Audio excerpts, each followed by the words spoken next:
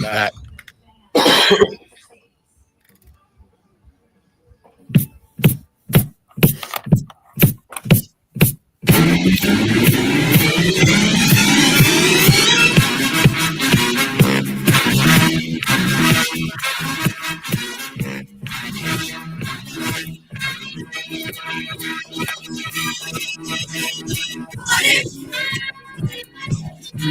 Thank God it's.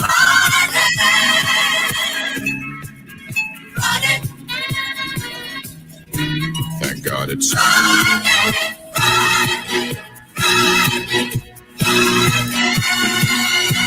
Yeah, I really want to do the thing, but yeah, I was wondering if you had it in you, but you know, all I'm gonna say is there's a lot.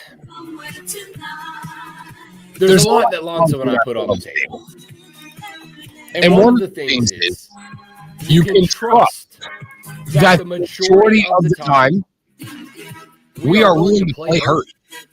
We will show up, migraine, tickle in the old throat, you know, anything that's not contagious, and sometimes things that are. We're going to show up. We're going to fight. it requires going to the doctor to find out if it's contagious. Let's do that. Yeah, and it's just easier to be lazy and go, I'd rather go to work than go to a doctor. You can trust that the boys will play hurt if that is the requirement for us to get on the radio. Yesterday, and I apologize for missing, I think now that brings my cumulative total as we approach at the end of February 6 years that I have been broadcasting here in the upstate. As we approach the 6th year, I believe that brings me to a grand total of six days taken, averaging about one sick day a year at this point. You're welcome. But yesterday was not a sick day. Like, I didn't feel bad. Yesterday basically ended up being, I was sitting on the couch Wednesday night, and you'll hear here in a little while, because after the show on Wednesday, we did our interview with Chelsea Green of the WWE. They're in town tonight for Friday Night SmackDown at Von Score Wellness Arena. We're going to not just talk about that, because the show is tonight. On Wednesday, we got an opportunity to talk on the phone with WWE superstar Chelsea Green, and coming up today at 8 a.m. in studio will be the WWE Women's Champion, JADE CARGILL, will be here. Really pumped about that. So we were doing our interview with Chelsea Green on Wednesday, and you'll hear it in a little while. I sounded like, and this is the best way to put it, it is a scientific term, ass dude. Like, atrocious. But we fought through it. We got through it. She was very kind and gracious about it. And I got home,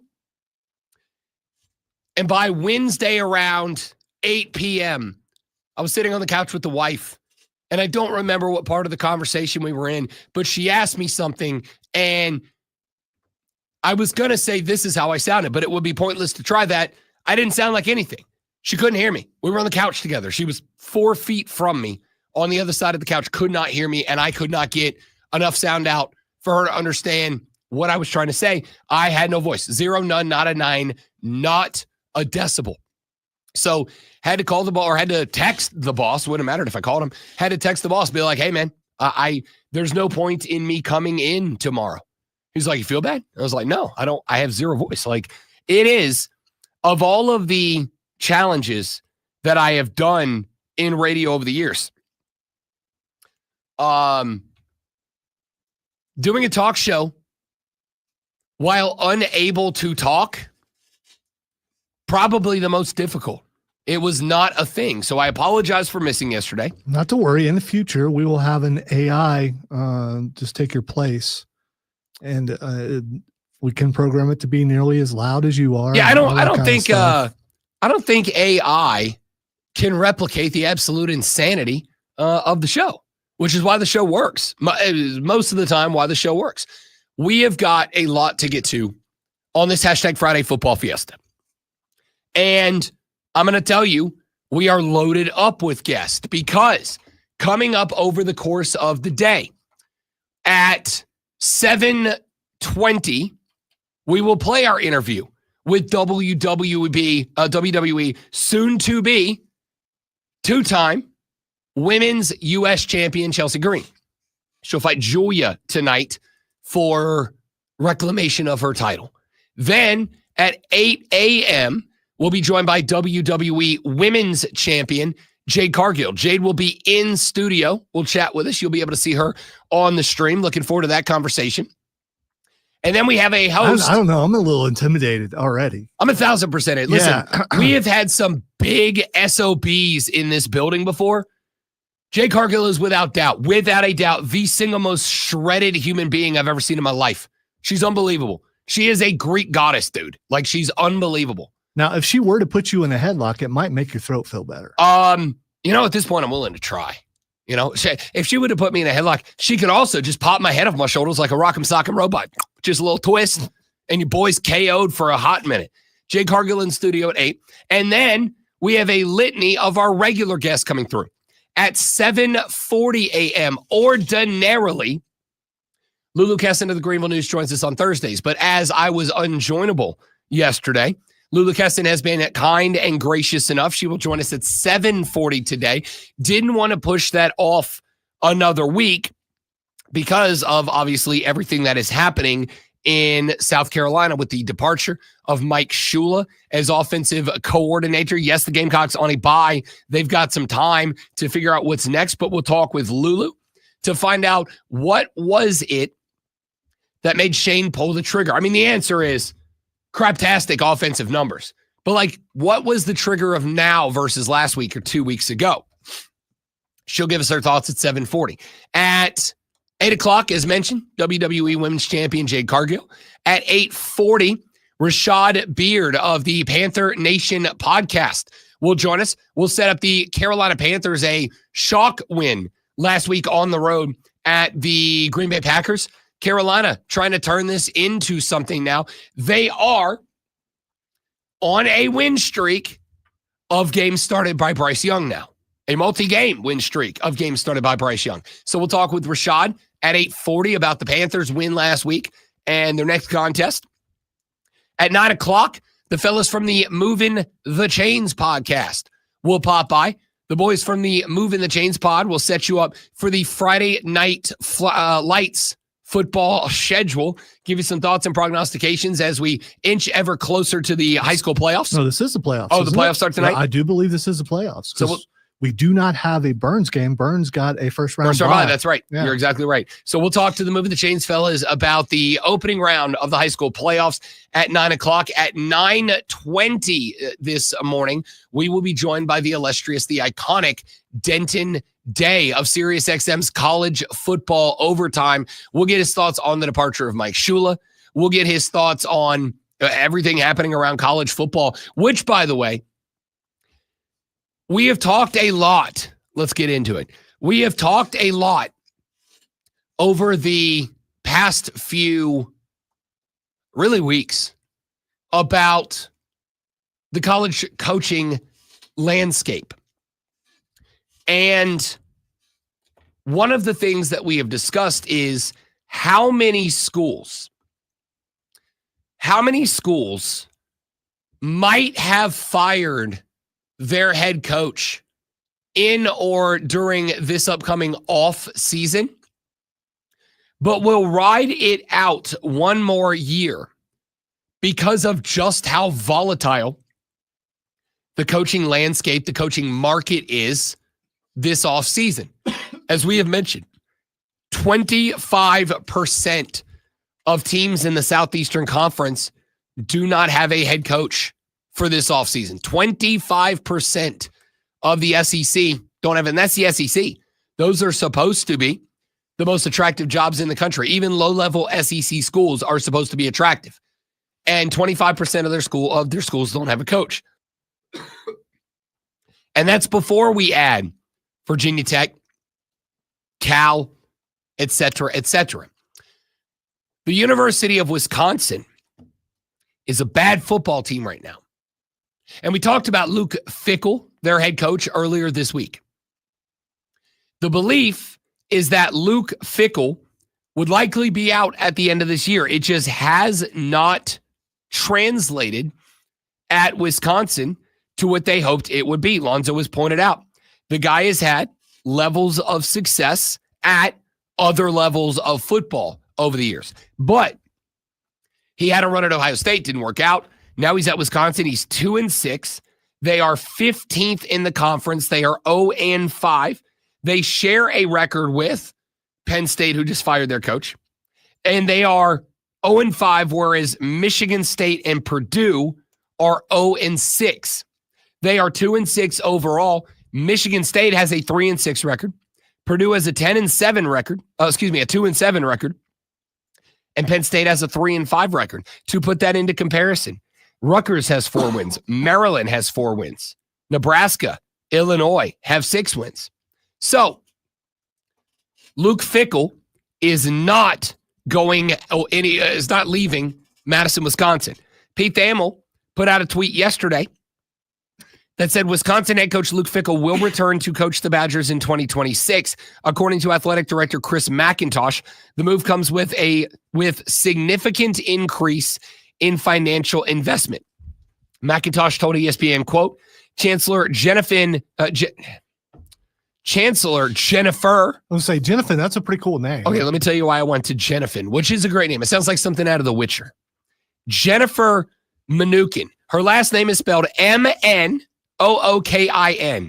Jennifer Mnuchin and I are aligned on significantly elevating investment in our program to compete at the highest level. We are willing to make an investment in infrastructure and staff. As important as our ability to retain and recruit players is in this era, end quote. So I actually am intrigued by this because on one hand, Wisconsin is a program. It's a very proud program.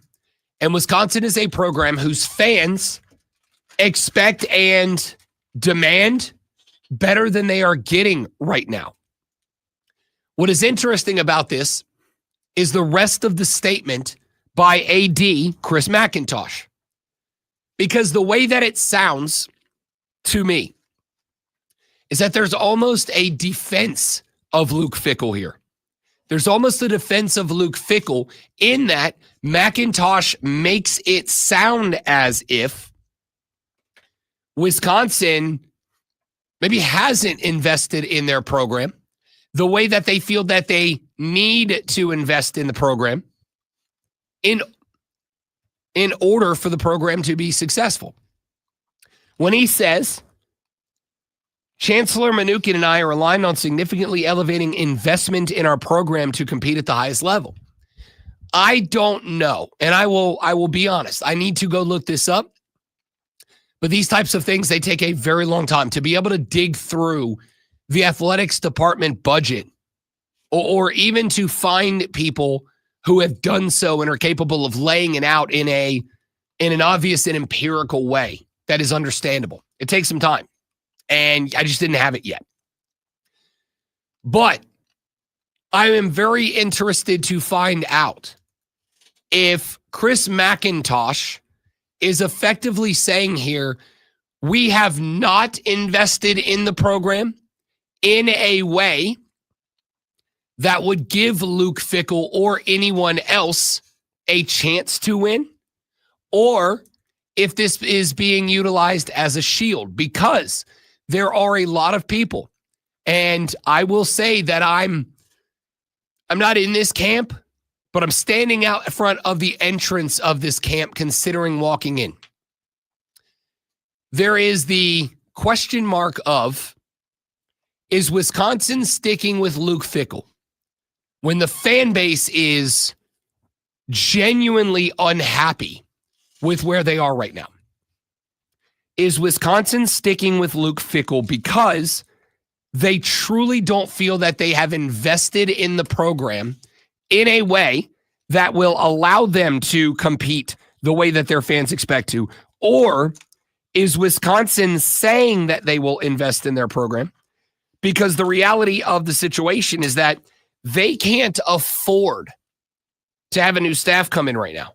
And again, there's at least one school, Florida State, that would have pulled the trigger on a head coaching termination 2 weeks ago, but they did not have the buyout money, and no booster stepped up to provide it.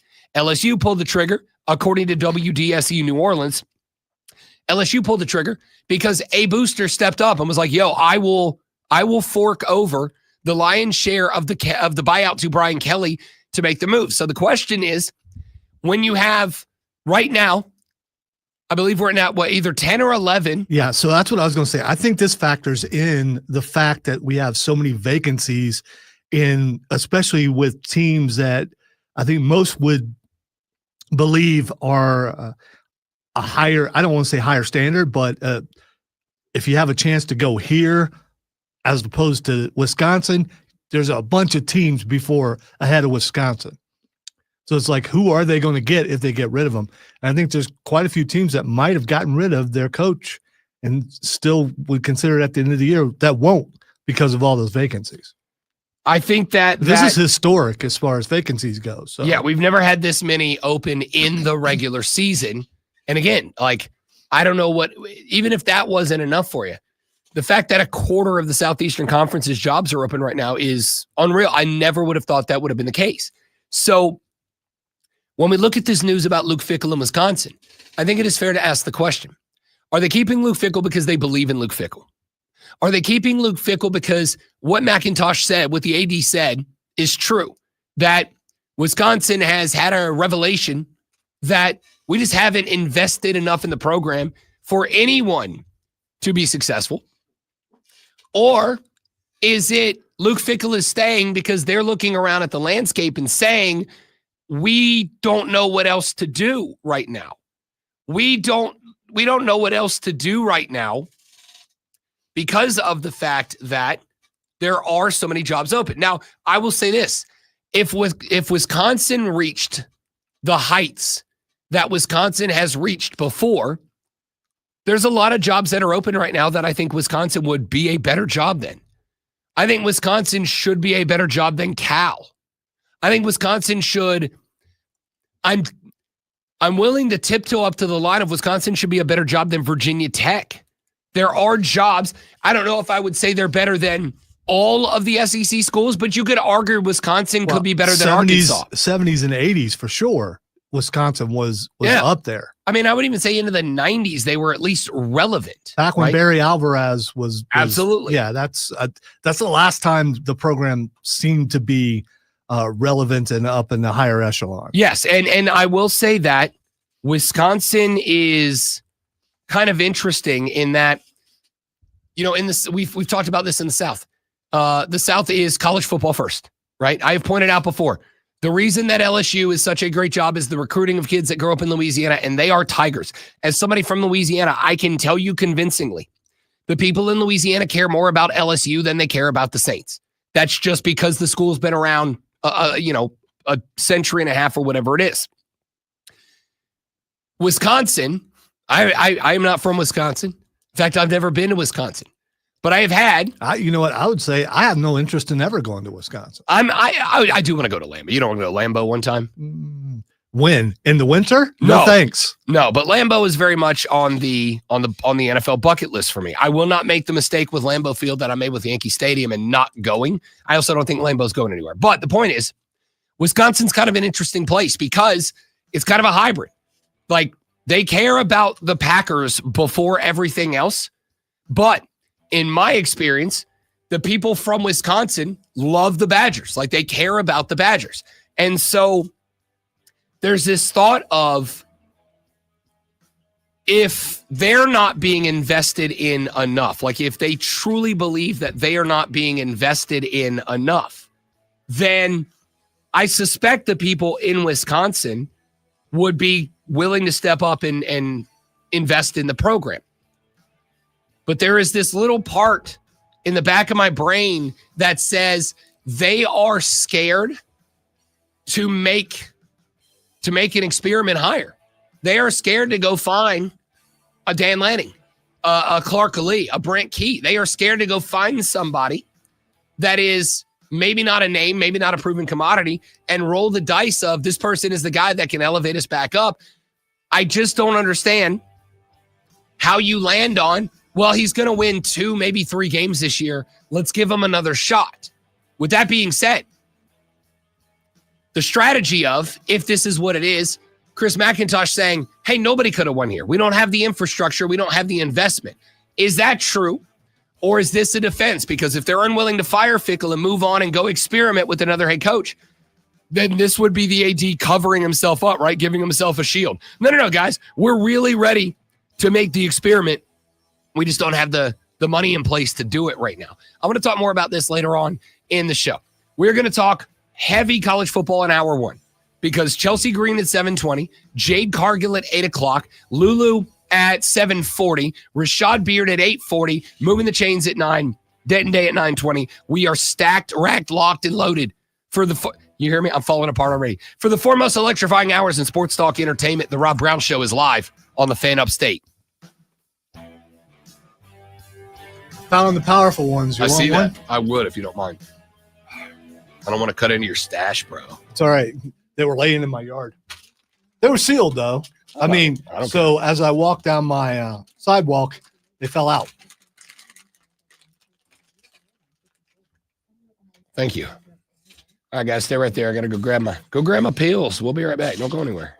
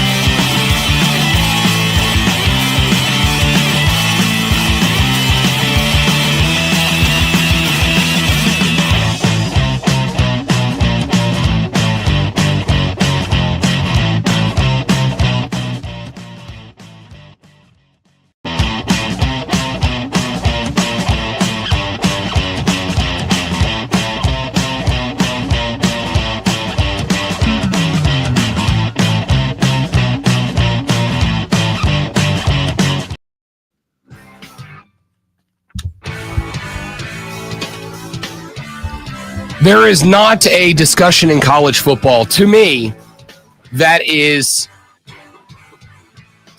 more interesting right now than the predicament that many colleges are in when it comes to the decisions that they have to make about their head coaching spots, right? And Wisconsin is kind of the most recent. And I think right now Wisconsin might be the most interesting because Luke Fickell, as mentioned, it's just not working out at Wisconsin right now.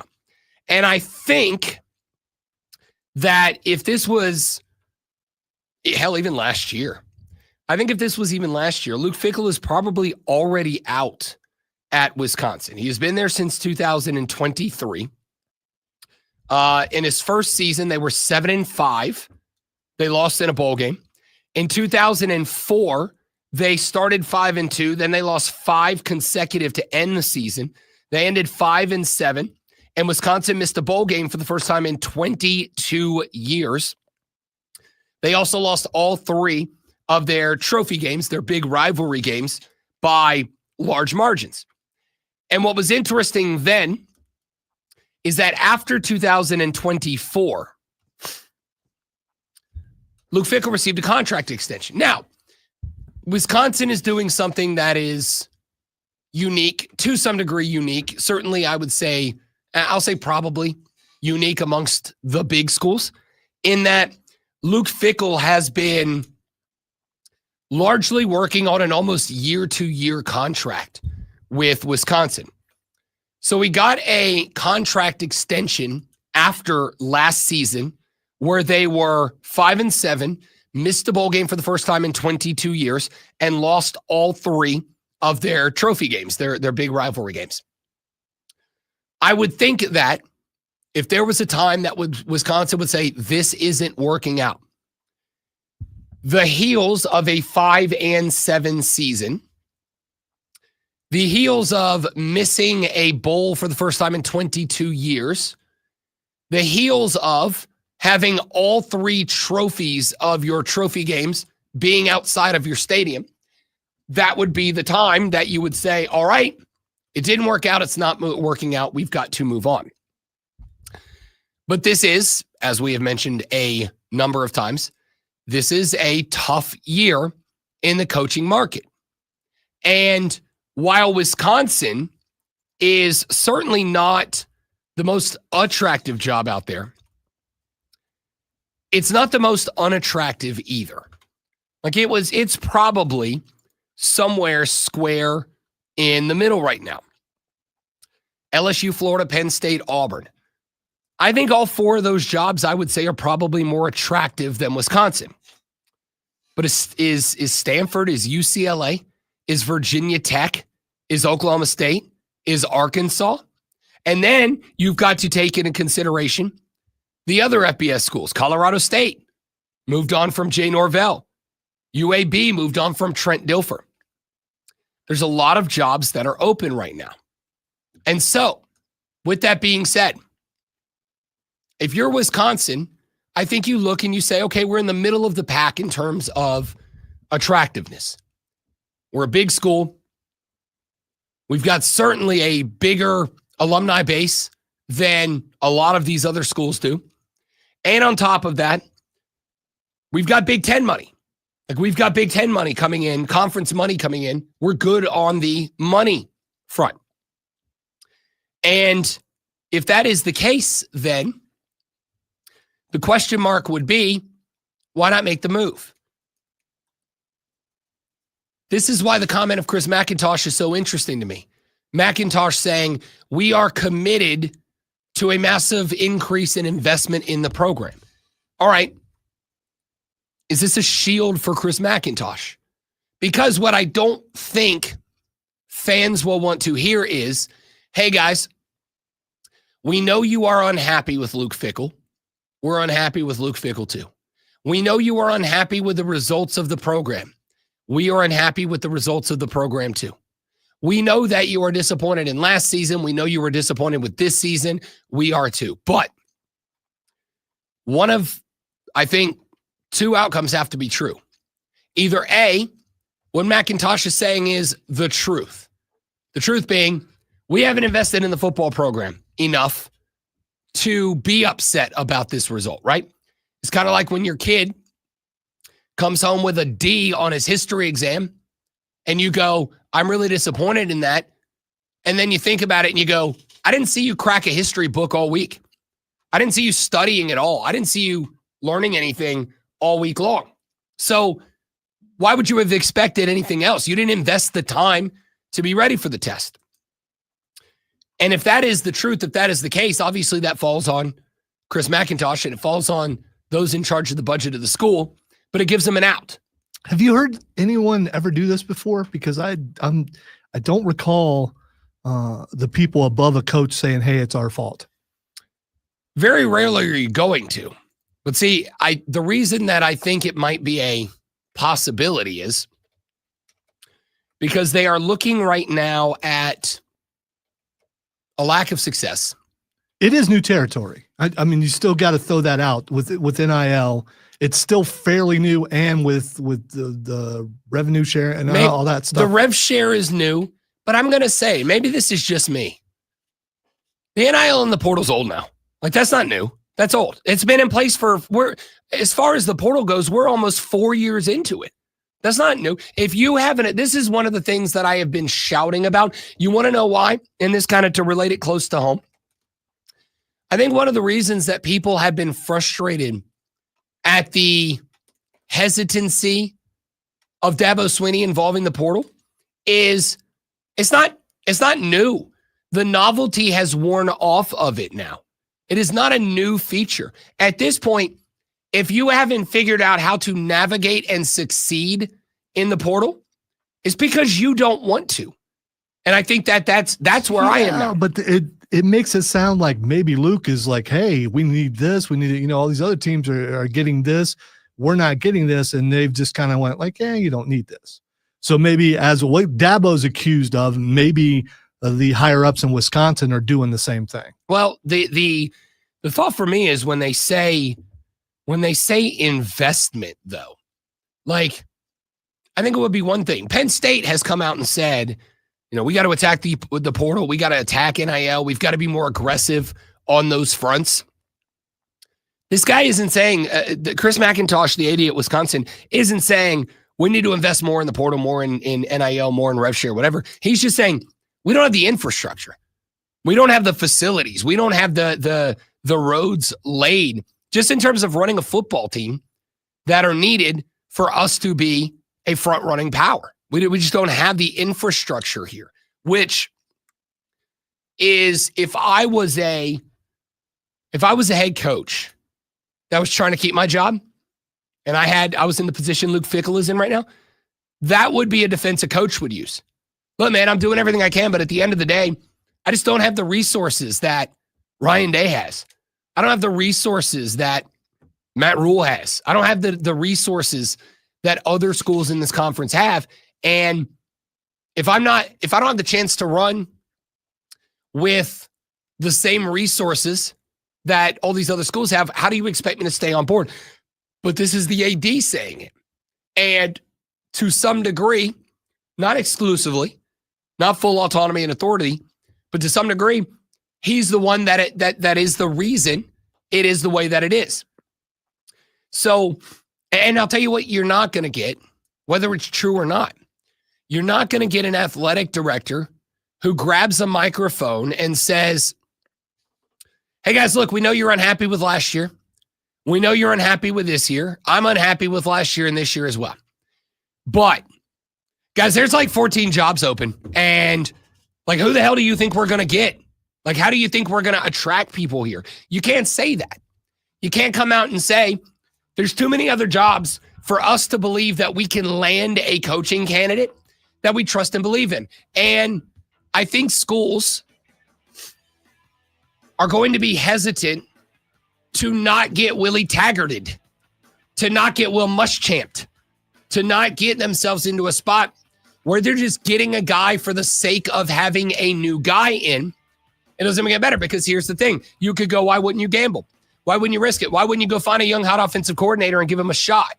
And the answer is because if you get it wrong, you've got to buy out, you've got to pay to Luke Fickell, and you've got a new head coaching salary. And if you get Willie Taggart and he's out in less than a year, now you got a new buyout on top of that as well. You know, it's one thing to go $56 million buyout for Mike Norvell. It's another thing to go, all right, $22 million buyout for Billy Napier. But also they're still paying Jim McElwain, and also they're going to have to pay whoever comes next. And if that guy sucks, they're going to have to pay 3 buyouts plus. You see what I'm saying? Like, those things start to compound. I would rather say, well, I think Chris McIntosh would rather say, we're just going to keep the deal we have in place. We're going to wait one more year till there's a bunch fewer jobs open, and we are more attractive in the grand scale of open jobs to get the next guy and not stack a buyout plus a new salary, plus if that guy sucks, a new buyout and a new salary. I don't know. We'll see. All right, when we come back, let's start looking at some of the football weekend upcoming. We've got Chelsea Green for you at 6:20. We've got Jade Cargill at 8 o'clock. Lulu Kesin, 7:20. Lulu Kesin at 7:40 talking Gamecocks. Rashad Beard at 8:40 talking Panthers. 9 o'clock, the Movin the Chains fellas. 9:20, Denton Day talking college ball. All of that on the Rob Brown Show in the Fan Upstate. Morning, Michael. Morning, I assume, Brian. Jersey Joe, good to see you, fellas. Thanks for coming by. Don't stay right there. We'll be right back.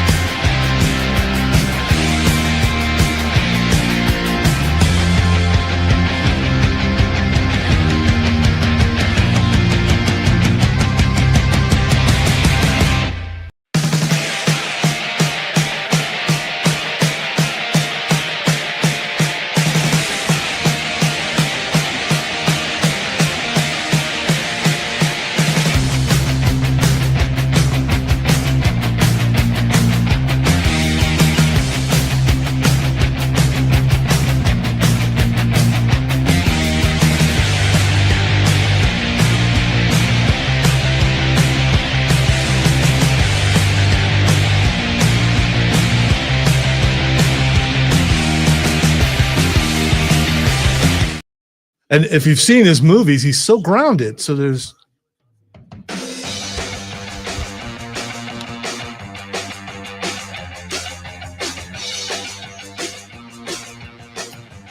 Busy schedule on the radio program today. Coming up in about 40 minutes, we did an interview earlier this week with soon-to-be two-time WWE U.S. champion Chelsea Green. 20 minutes. You said 7:20 when we were playing. 7:20. That's in 40 minutes. That would be 40 minutes you're out. No, actually, it would be 39. I was wrong. My math was incorrect. I apologize. We're going to get there. It's early. We'll talk to Chelsea Green coming up in 40 minutes from now. I'm going to leave right now. Do you want me to leave right now? No, I don't, because then I have to come over there and do your job, and I don't want to do that. Coming up at 7:40, Lulu Kesin of the Greenville News. We'll talk South Carolina Gamecocks with us. We'll get her thoughts on the departure of Mike Shula. Coming up at 8 o'clock in the a.m., WWE Women's Champion Jade Cargill, will be live in studio. At 8:40, Rashad Beard of the Panther Nation podcast will talk Carolina Panthers with us. At 9 o'clock, straight up, the Movin the Chains fellas will set you up for the first round of the South Carolina High School football playoffs. Then at 9:20, Denton Day of college football overtime on Sirius XM radio will pop by. We'll talk to Denton Day, get his thoughts on the upcoming college football weekend, as well as the situation with Luke Fickell in Wisconsin. South Carolina moving on from Mike Shula, where Clemson goes from here after the loss to Duke, and more. Now, let's talk about some games upcoming this weekend. We do have one top 25 team in action tonight. The USC Trojans are taking on Northwestern. USC at 6-2, 4-1 in conference, is technically a game and a half out of the Big Ten championship game right now. They are a game and a half out because they are a half game down to Michigan, who is 5-1. And they are a full game back of Ohio State. Sorry, I should say 2.5 because Indiana is 6-0. They play Indiana tonight. A win for USC tonight would create a spot with a win over Northwestern, where they are 5-1 in conference play, which would have them tied with Michigan and with the tiebreaker in hand over Michigan, because they did defeat the Wolverines 31-13 3 weeks ago. Meaning that USC technically would be in third place in the Big Ten, ahead of Michigan, ahead of Oregon, at least until the Ducks get another conference win, and they are both 5-1. They play Oregon at Autzen Stadium in the penultimate week of the year. So that means that with a win tonight over Northwestern, USC is by no stretch of the imagination out of the running for a Big Ten championship game. And so I think the question then is there a path to the college football playoffs for Lincoln Riley and the Trojans? And the answer is yes. The answer is yes. It will come down, I believe, to that game at Oregon, assuming everything else goes their way, assuming they are able to beat Northwestern tonight. That game is at 9 o'clock. Assuming they are able to beat Iowa next weekend. That game is at USC. Then it really does come down to a road win against Oregon. If they win out, it is going to be up to Indiana and Ohio State if USC goes in or not. And then it really does come down to, what do Indiana and Ohio State have left out of them? I would put it this way. If USC wins tonight and USC is able to knock off Iowa and Oregon on the road, which, will it be tough? You're damn right it will. Autzen Stadium is a tough place to play and win. But Indiana's already done it. So there's a chink in the armor there. If they do that, then, considering that they have the tiebreaker over Michigan, Lincoln Riley's a big Michigan Wolverine fan. Because with a win tonight over Northwestern, they're 14.5-point favorites. With a win over Oregon on the road in the second to last week of the year, and assuming that they don't bleep the bed against Iowa or in their final game against UCLA, a Michigan win over Ohio State could have the USC Trojans in the Big Ten title game. Legitimately. There is a path there. And the path involves the Oregon Ducks losing to the USC Trojans at Autzen Stadium. And as we have mentioned a few times, they've already lost one game there to the Indiana Boomer Sooners, or excuse me, the Indiana Boomer Sooners. What's wrong with me? The Indiana Hoosiers. So The answer is yes. But it does and it will come down to that game tonight at home against Northwestern. Looking into this weekend, Indiana is at Penn State. This is one of 2 Penn State games that I think coming into the year, you would have looked at and said, game of the year possibility, right? Like if Ohio State is the bee's knees, Indiana Penn State might be the other game to determine who is in to the Big Ten championship game. Now, it might be if Penn State was to pull the upset over Indiana. And I would go so far as to say, I do think Ohio State is a little better. I like Indiana a lot, but I think Penn State's a little better than Indiana. And Penn State, despite the fact that they ultimately lost to Ohio State 38-14, so I'd make the argument they had to have you nervous through halftime and a little bit of the third quarter because they just would not go away. Like Penn State was just hanging around. In fact, it was not until late third quarter that the Ohio State Buckeyes were able to get outside of a 1-touchdown lead over Penn State. There were 10 minutes on the clock. Penn State was down 10 with the football at one point before Ohio State kind of finally broke that thing open. Yeah, it's not the first time this season that the first half was like that. I think it was Washington. They had a little bit of the same problem. One thing that's majorly different this year is no Chip Kelly, thank goodness.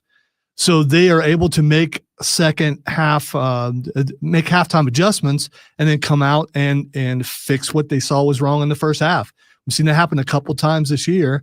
And I think last year they were incapable of it. I don't care. It was because Chip Kelly, he's horrible. He's just not good.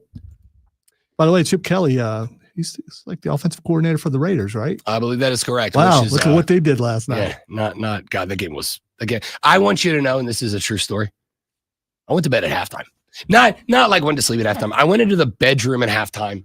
The lady was in there watching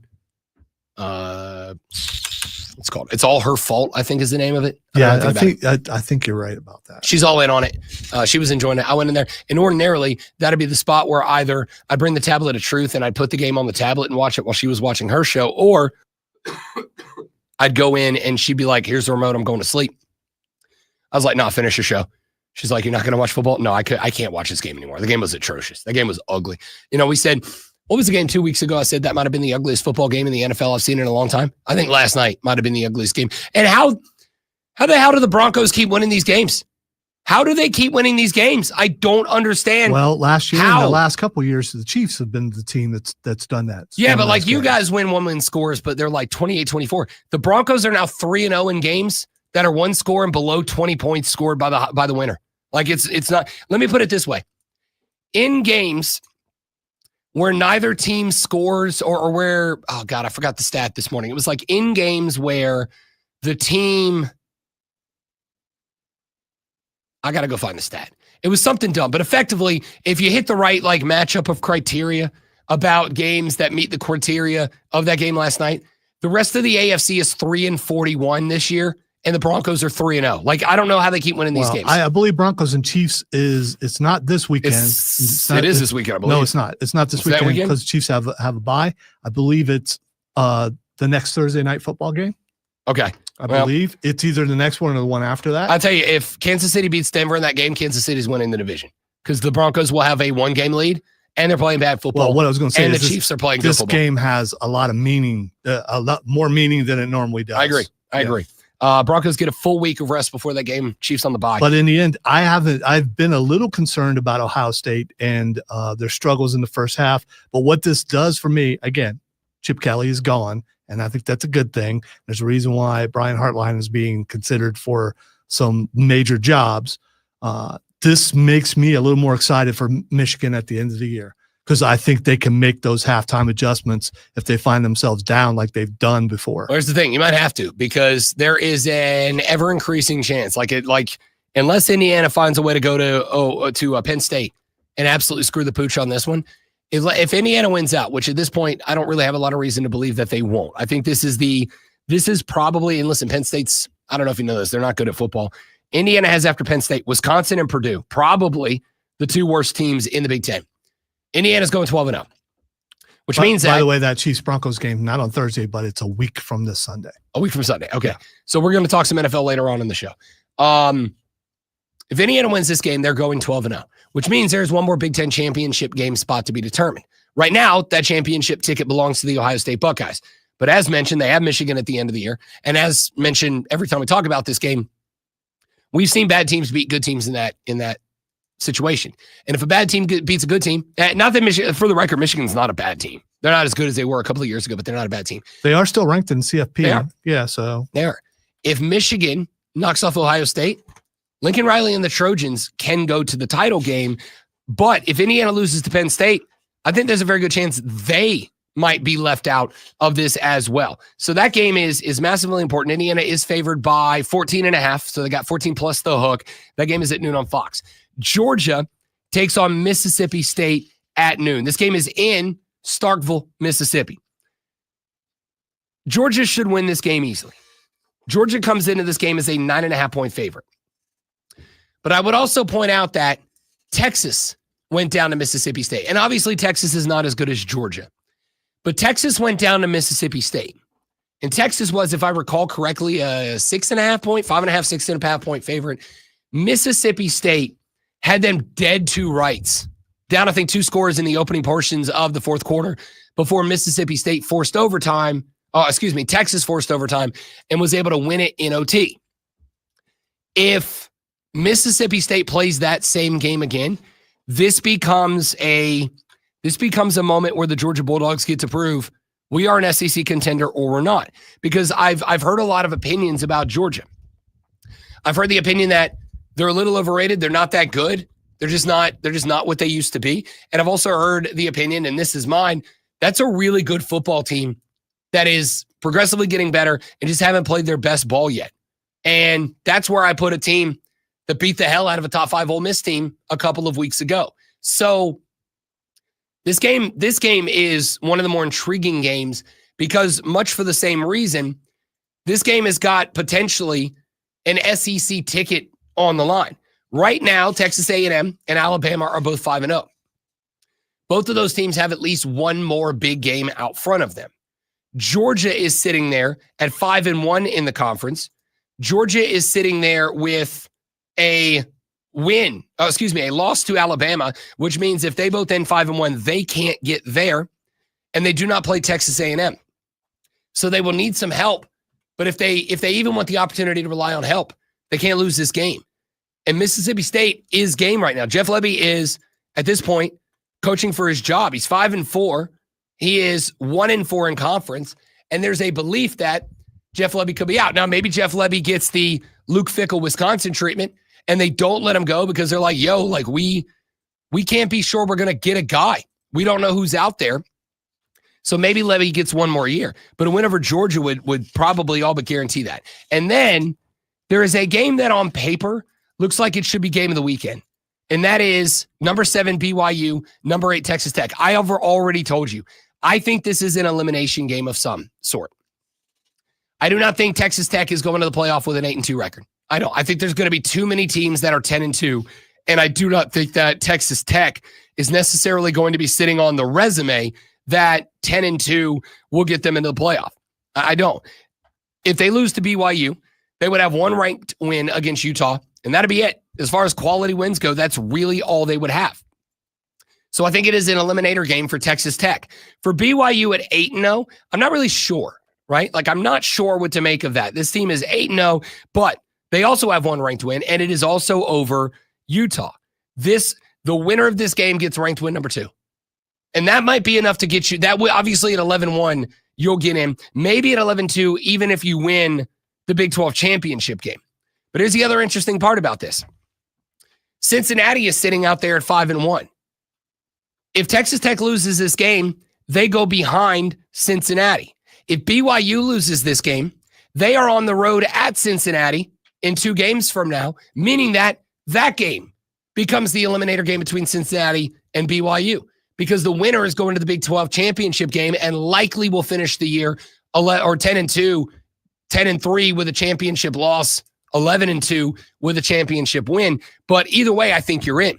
So this BYU Texas Tech game, it eliminates Texas Tech if they lose. And if BYU loses this game, which they are a 10.5 point dog, I kind of like BYU to cover that. And I'll talk about that later on in the show.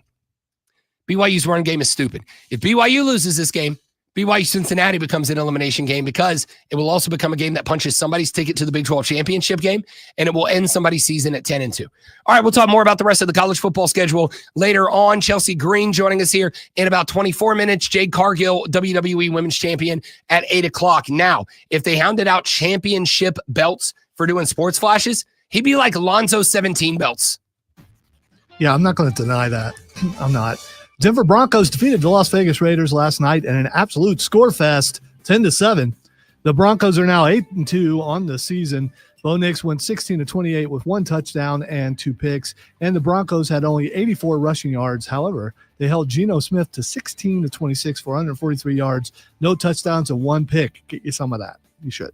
The Atlanta Braves have picked up the option on starting pitcher Chris Sale, paying him $18 million to remain on the roster in 2026. Sale, who won the 2024 NL Cy Young Award, went 7-5 with a 2.5 ERA and 165 strikeouts across 125.2 innings this past season. And former NBA player and assistant coach Damon Jones pleaded not guilty to charges that he provided sports bettors with non-public information about injuries to LeBron James and Anthony Davis. The next round of hearings are November 24th.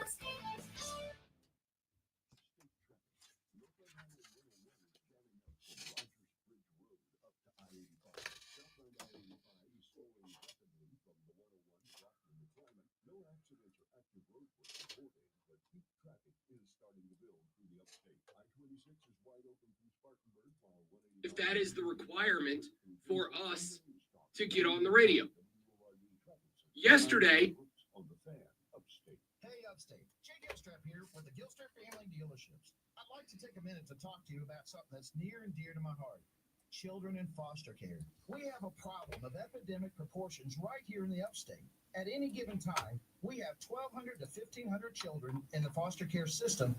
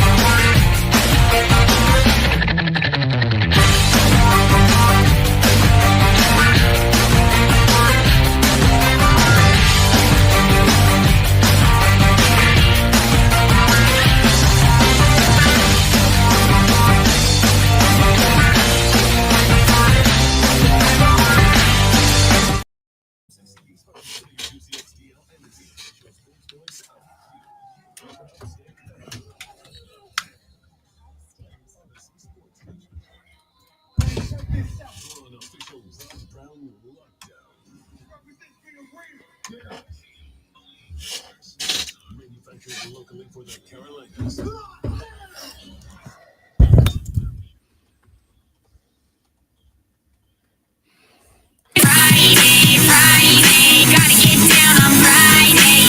I am really interested in the University of Florida, because they have a 7'9" tall basketball player who checked into the game last night.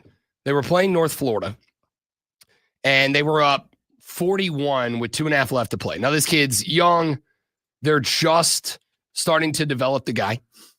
But with 2:09 left to play in the game, the University of Florida checked in a 7'9" tall hooper last night, a French Canadian. My favorite part is he came in to replace a cat from Florida who goes like 6'9", 6'10". They checked this cat into the game, and the dude that they were plugging him in for at 6'9", 6'10", who was like the tallest guy on, I'm assuming at this point, 97% of basketball courts he's ever been on, checks out the game, and as he goes up to tell Olivier Rioux what is happening on the court to look out for and be ready for as a 7'9" big man, this 6'9" guy is looking up at this cat like my 8-year-old nephew looks up at me. Like, hey, bud, why don't you come on down here so I can tell you what's happening out there on the floor? 7'9", 305 pounds goes Olivier Rioux. That's not very heavy. I know people, oh, wow, what is it? That's for that height? Yeah, 7'9", 305. He's not like, you can, if you want to go check out the video, you can see. Now, I did find this interesting.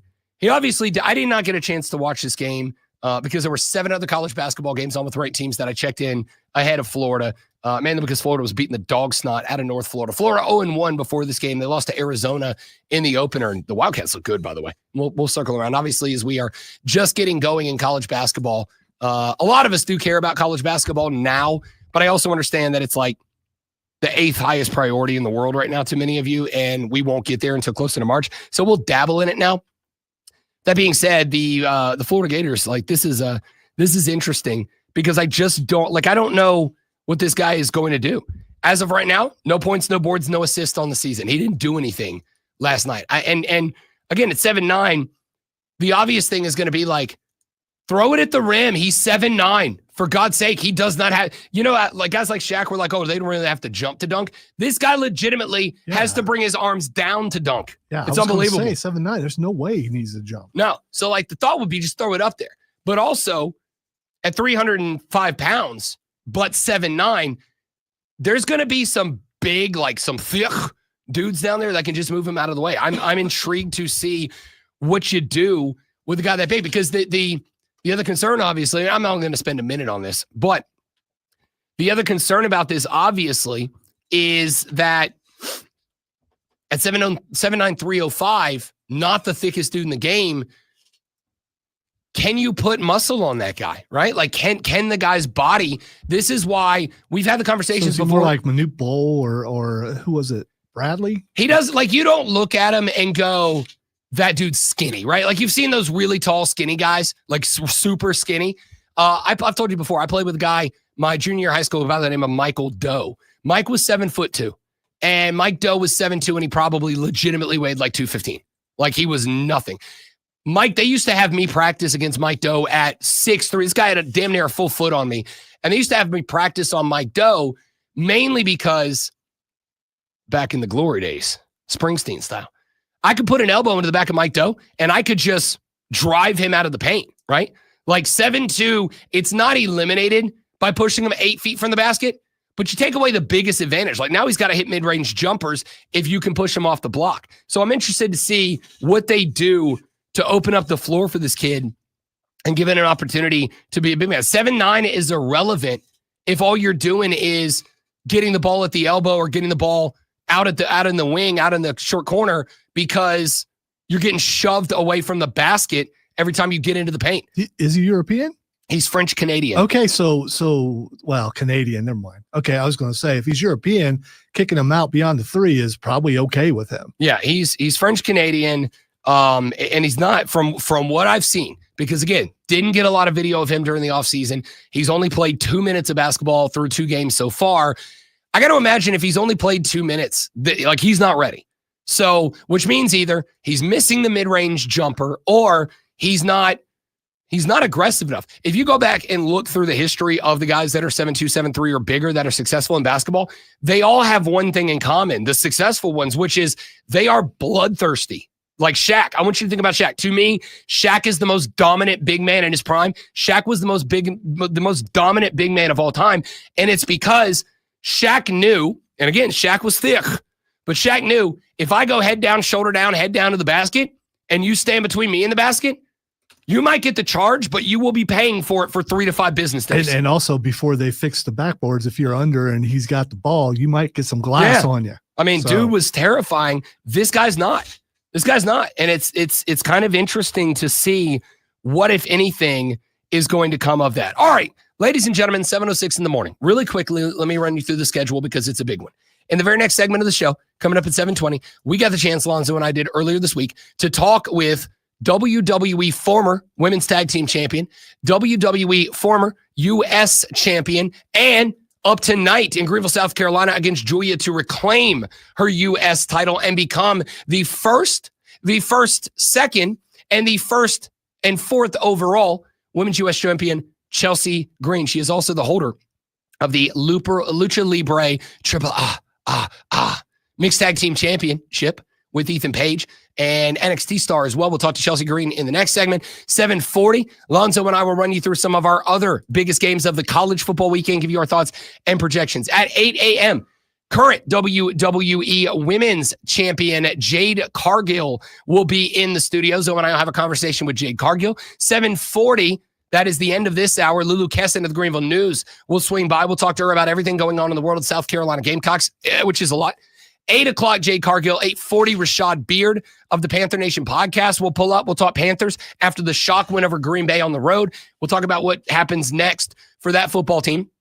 At 9 o'clock, the fellows from the Movin the Chains pod will swing by, set you up for round 1 of the high school football playoffs. And then at 9:20, the illustrious Denton Day, host of Sirius XM's College Football Overtime, will stop by. We'll get his thoughts on the rest of the college football slate. All of that coming out through the course of the show.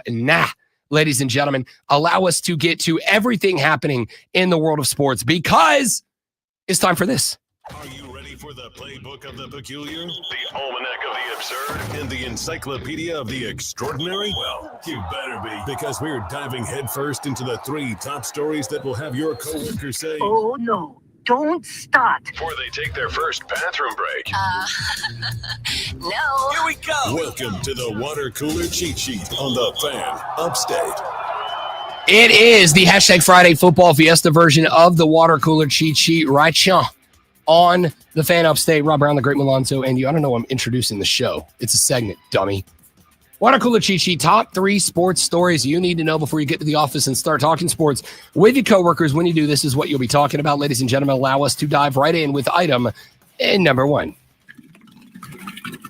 I was going to put the 10-7 Broncos win over the Raiders on the water cooler cheat sheet as item number 1. Ordinarily, weeknight football games get their own slot, but this game sucked. It was boring. It was ugly. It was, I don't want to say unwatchable. It was watchable only if you didn't have anything better to watch, I guess. 10-7 Broncos win over the Raiders. Bo Nix, 16 of 28, a $151 tutty, 2 picks. Geno Smith, 16 of 26, 143, no touchdowns, 1 interception, 84 rushing yards for the Broncos, 74 for the Raiders. It was just hot garbage. The Broncos get the win. The only entertaining thing about this one is the Broncos are now 3-0 in games decided by 1 score under 20 points. 3-0 in that contest, or in those contests. The only reason that is interesting is they are now off for 10 days. And then next Sunday, they got the Chiefs. The Chiefs are 2 games back in the division.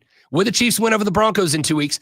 The Chiefs would be now 1 game back of the Denver Broncos. And oh, by the way, they play them again one more time this season. Meaning that the Chiefs, if you just include games against the Broncos, if they go 2-0, will have an equal record with the Broncos, which means that the Broncos got to win all the other games outside of that and no worse than split with Kansas City. But the way they're playing offense right now, tough to decide. All right, but that's not a water cooler cheat sheet item. This one is. Not going to spend a ton of time on it because we talked about it back in hour number 1. If you missed that, thefanupstate.com, go to the podcast section, drop it down, go listen to hour 1 of the Rob Brown Show. I gave you some thoughts on this, but for the sake of the conversation, I do find it interesting. Wisconsin coach Luke Fickell will return to lead the Badgers in 2026, according to AD Chris McIntosh. The Badgers are 2-6 overall. They are winless in Big Ten play. They were 5-7 last year. They lost all 3 of their rivalry games. There are no trophies. They do the rivalry trophies up there. No trophies in Madison, Wisconsin right now. But they announced yesterday that they are keeping Luke Fickell. But what was interesting about this was not that they're keeping Luke Fickell, which, yes, that is interesting. But the interesting thing about them keeping Luke Fickell is that in the same announcement, Chris McIntosh also said that he and the chancellor of the school, quote, are aligned on significantly elevating investment in our program to compete at the highest level. We are willing to make an investment in infrastructure and staff as important as our ability to retain and recruit players in rev share and NIL era. Fickell is 15-19 through 3 seasons at Wisconsin. But McIntosh said that the school now plans on investing more into the football program to give them a chance to win. Is this a defense from the AD for not firing Luke Fickell when the fans want him to? Or is this an acknowledgement from the AD that the school is not investing in football the way that other Big Ten/national programs have? That's a very wild discussion for me to have, because either the AD is acknowledging that the faults of the football program aren't on Luke Fickell, they're on the staff, him and the rest of the staff, or this is their way to say, there's too many open jobs. We don't view ourselves as attractive. We would have to make an experimental hire, and most experimental hires result in you having 2 buyouts. We'd have to pay Luke Fickell's buyout, and we'd have to put a new guy's salary on the books. And if that guy sucks, we'd have to put 2 buyouts and 2 salaries onto the record. We don't want to do that. We'll talk more about that later on with Denton Day at 9:20, get his thoughts. But let's get to item number 2.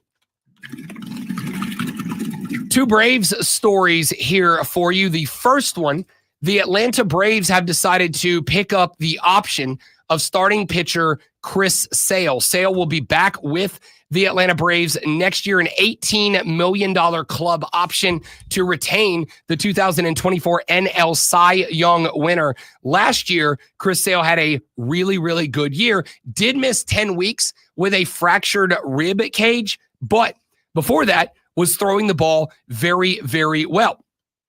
They also decided to pick up the contract option of Ozzie Albies, a $7 million option to keep Ozzie in the mix, which I think is good. I thought about this last night. I got some information. I was talking to a buddy of mine from Atlanta, and he said the smoke out of the ATL right now. We probably need to get Abe Gordon on next week to talk about this.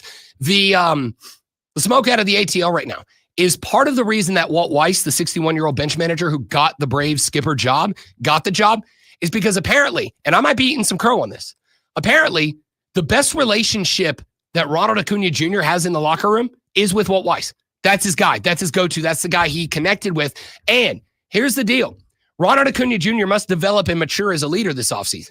Well, he's not going to do that if he's got a problem with the manager. And apparently he had a problem with Brian Snicker, which is why every time anything went wrong for Ronnie, he ran to Instagram to post a passive-aggressive story. And Walt Weiss is apparently, according to reports, the guy that kind of kept him level-headed, like kept him from going too far down the deep end. If Ronald Acuna Jr. is going to mature into that leader, maybe Walt Weiss is the guy he needs to get him there. And Ozzie Albies is his North Star. Like, that's his guiding voice in the locker room. Ozzie's been the guy that's kind of like, let me help you develop as an MLB player. So I like that they picked that up. The other part of this story is that former Mets pitching coach Jeremy Hefner and first base coach Anton Richardson have both been added by the Braves to the managing staff. This is intriguing to me because the Mets last year, for about half the season, got pitching that was way above expected EPA, expected return on investment. The Mets pitching staff was very good last year, and their pitching coach left. And with them comes the first base coach, who is also the assistant hitting coach. What did the Braves struggle with last year? Hitting the ball. What did the Mets not struggle with last year? Hitting the ball. I went and checked the Mets subreddit last night. Mets fans are losing their gosh darn minds about these two guys not just leaving, but going in division. I have to tell you, and maybe it's because I am Luke Fickell when it comes to my emotions. One day I'm like, is this optimism? If Walt Weiss is Ronnie's guy and Ronnie needs to be the face of this franchise, and if Walt Weiss just made in one day, not one, but 2 excellent coaching hires that have another divisional rivalry up in arms that we got these guys, maybe there's something to this. Let's get very quickly to item number 3.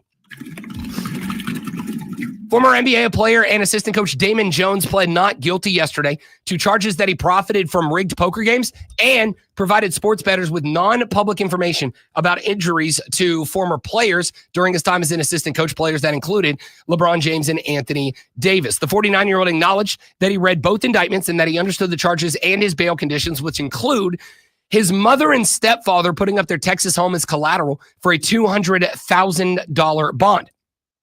Jones' lawyer told a judge that he may be engaging in plea negotiations. He is due back in court for preliminary conferences with other defendants on November 24th. Jones was amongst more than 30 people arrested in 2 different gambling probes. He was one that was involved in both the illegal and rigged poker games with the Mafia and the actual NBA points shaving / stat shaving of the Jonte Porter / Terry Rozier investigation. Sports bettor Marv's Fairley also pled not guilty to charges alleging he cashed in on information about NBA players, including some that prosecutors say Jones provided to him. This is intriguing. This is interesting. One of the things that the FBI apparently was able to find, though this still has to be confirmed, was text messages sent by Damon Jones to bettors that included information that LeBron James was injured and would miss a game. They went back and they cross-referenced that to the injury report of the Lakers, and LeBron James had not yet been listed on the Lakers injury report at the time of the text message. So Damon James, according to the FBI, sent a text that said LeBron's hurt, he's going to be out tonight. Then at the time, the Lakers had not announced that yet. And then hours later, it was announced that LeBron was indeed out that night. The Lakers lost that game 115-106. Prosecutors said Fairley paid Jones approximately $2,500 for a tip that Anthony Davis, at the time the Lakers forward and center, would see limited playing time against the Oklahoma City Thunder. Fairley then placed a $100,000 bet on the Thunder to win. However, Anthony Davis played 27 minutes, scored 27 points, and collected 15 rebounds in a 112-105 win, which investigators say the Lakers won that game. Investigators say prompted Fairley to demand a refund of his $2,500 fee from Damon Jones. So they may be able to pit these two guys against each other. We'll see. I'm intrigued to see how this investigation plays out. We'll try to fit more about the hearings, the initial hearings yesterday, later in the show, the next round scheduled for 25 days from today, where I'm sure we will find out at that point what the defense is. When we come back, we had a chance earlier this week to sit down with the inaugural and soon to be two-time WWE Women's U.S. Champion Chelsea Green. Got a chance to do that on Wednesday. We will play that interview for you next. We'll come back after that. We'll set you up for the college football weekend. Jade Cargill, current WWE Women's Champion, joins us at 8 o'clock. All of that and more coming up on The Rob Brown Show and the Fan Upstate.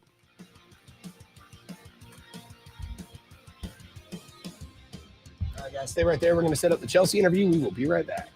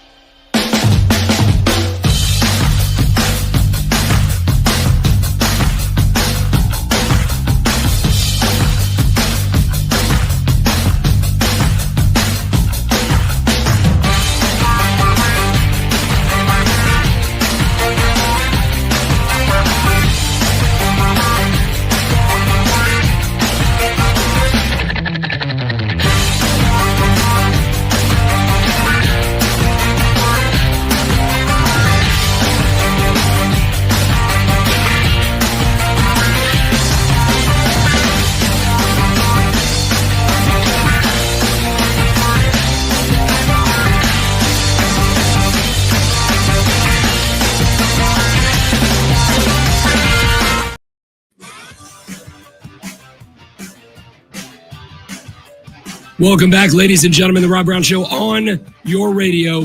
It is the Fan Upstate, and it is a privilege, a pleasure, and honor, and exclusively mine to welcome in not just any guest, ladies and gentlemen.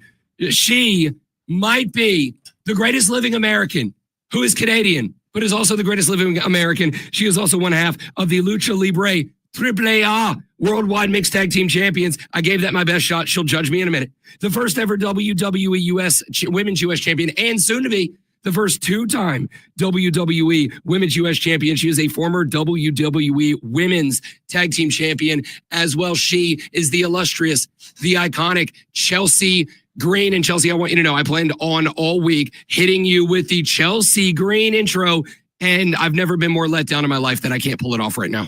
So I have a couple of thoughts about all of this. First of all, you actually did kind of a good job. I would give you a passable grade on that. C's get degrees, so I'll give you a C.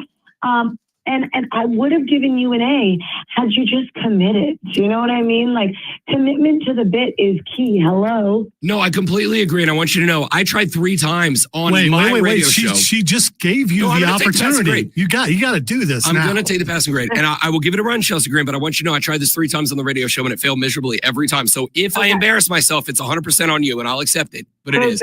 Ladies and gentlemen, please welcome to the show the illustrious, the iconic Chelsea Green. See, it's just bad, Chelsea.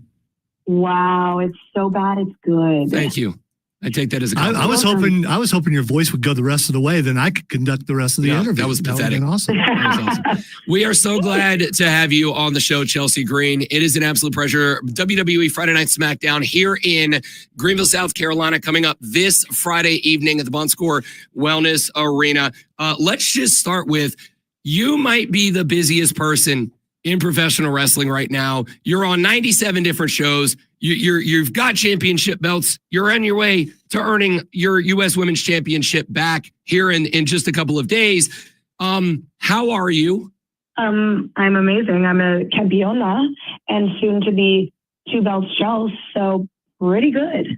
All right, so we have seen that you are presently looking for, you're hiring for the Secret Service.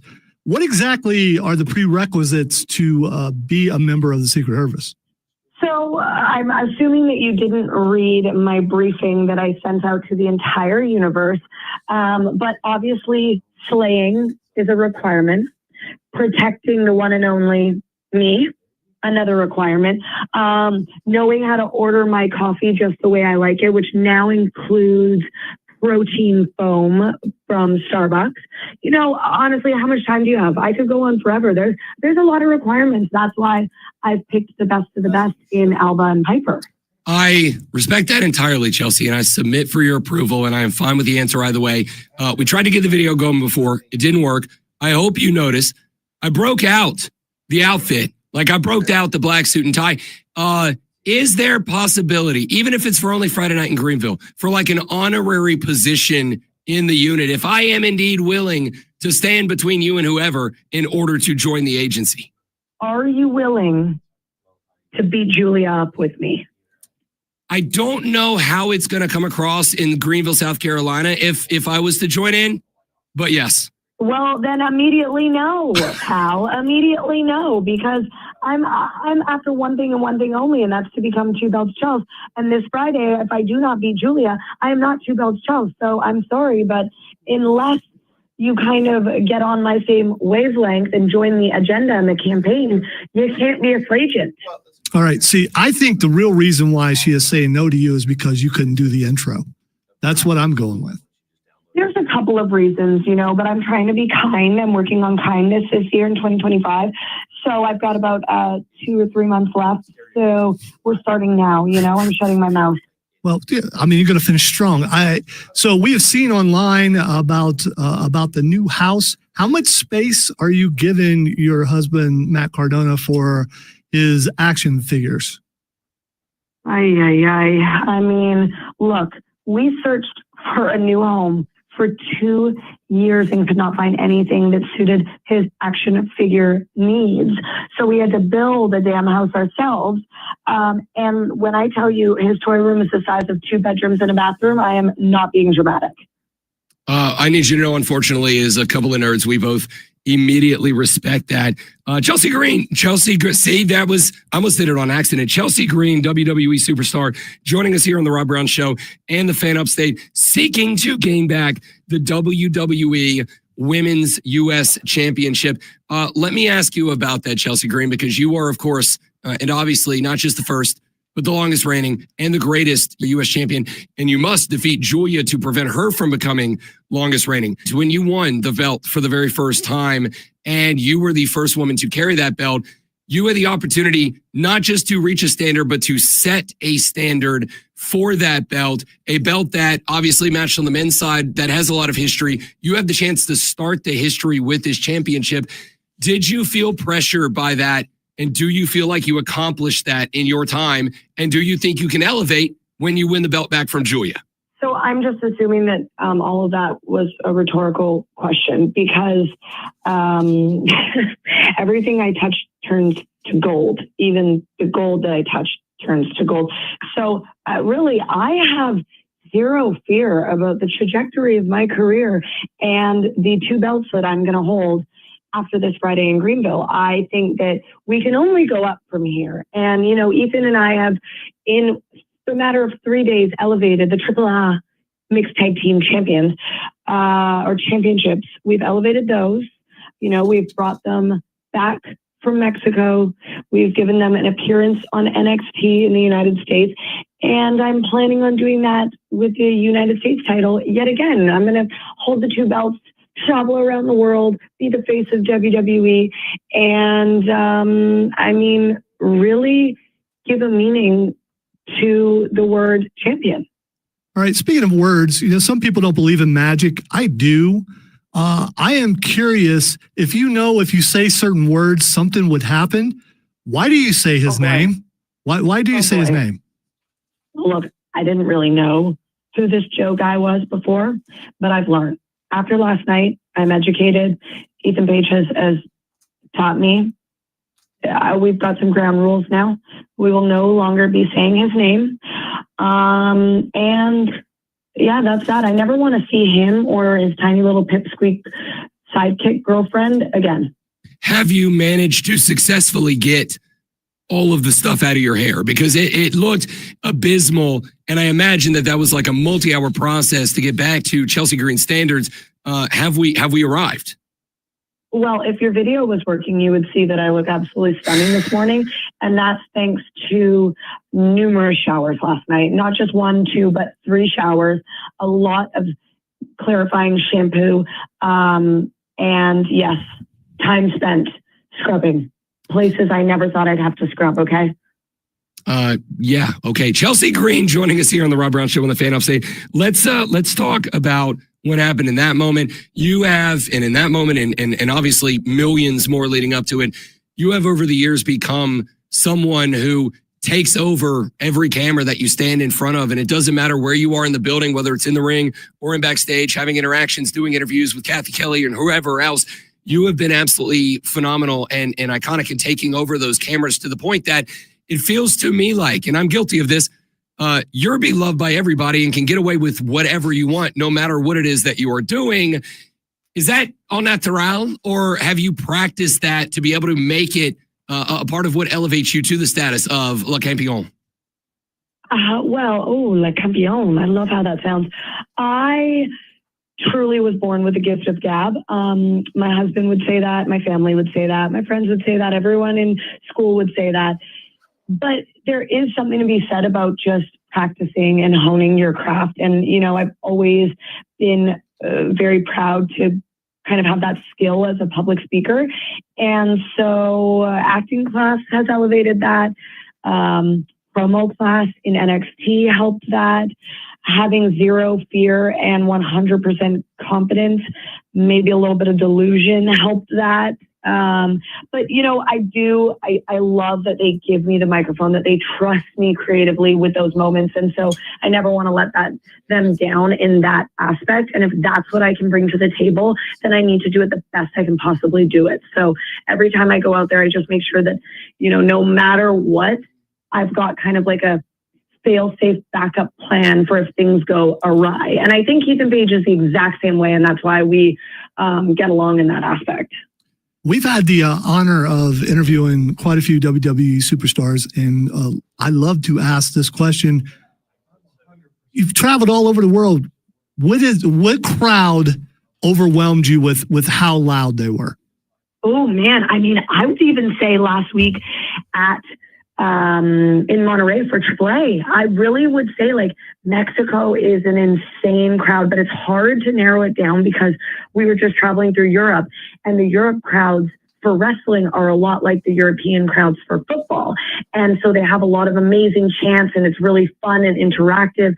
So that's loud in a different way. And then of course, obviously being the greatest Canadian wrestler to ever come out of Canada, I love going to the motherland because they're going to cheer for me louder than any other schmuck in that ring. So that's also a loud crowd.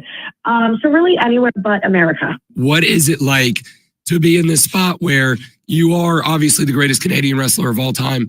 You're also the face of America, especially if you get the belt back, the U.S. Women's Championship. Why'd you say if? Win. Sorry, you are correct. And I've never been embarrassed more in my life. That's Win. right. You defeat Julia Friday night and get that belt back. And now, obviously, as a holder of a belt from AAA, what is it like to, at this point, I would dare submit, Chelsea Green, be the face of North America at this point?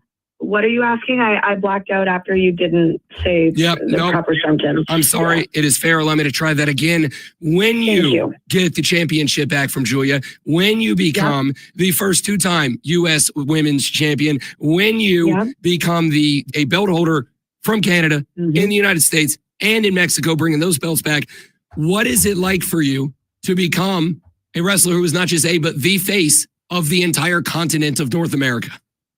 Well, you know, I've prepared my whole life for this, and I am ready. I'm ready. I'll take the burden on. Someone's got to do it. I'd rather it be me than God only knows who else in that company, okay? I look good. I feel good. I give great energy. People like to talk to me. I'm decent at wrestling, so I do feel like I'm the best candidate. So I'm stepping forward, and I'm volunteering as tribute, you know? Okay, well, I'm not going to do the triple thing because that makes me feel weird. So I'm not going to do that. It's triple See, I can't do that. Like you can't. Thank goodness we've seen this guy. Is Mr. Iguana creepy up close? Yes, he is. He is just as creepy as you can imagine. His tongue is so scary, and if I ever came near him again, that would be too soon. Chelsea Green here on the Rob Brown Show and the Fan Upstate. They will be here in town at Friday Night SmackDown, where she will square off with Julia to reclaim her Women's U.S. Championship and become the first two-time athlete. Chelsea, I'm going to give you on the way out the door one more question. You have been in ladder matches. You've been in mixed tag matches. You have been in Royal Rumbles. You have done it all over the course of your career. When you become the champion, if you were given the opportunity to put a stipulation, and it can be any type of match you have participated in over the course of your career, what match would you make the next number one contender square off with you in to try to take that belt off of you? Oh, to take off of me. Yeah, you get to call it. You can put them, you can say they have to win a Royal Rumble. They have to defeat you in a ladder match. He's not saying they're going to win. What is correct? I'm not saying, like, what type of match would you put them in to prove that they are worthy of number one contender status to the greatest of all time? A blindfold handicap TLC match with lumberjills on the outside and fire somewhere. Fire somewhere. As long as there are no light tubes involved, those light tube things, it's yeah, I've had my fair share of light tubes. I'm going to keep those out of it.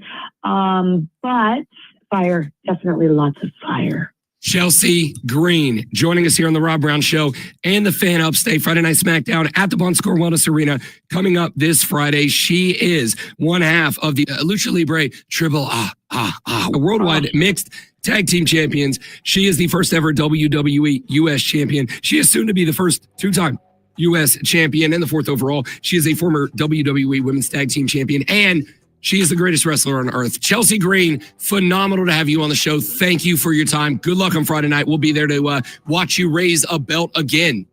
And you're welcome for my time. Adios, as they say en Espanol. Adios, gracias. Chelsea Green here on the Rob Brown Show in the Fan Upstate.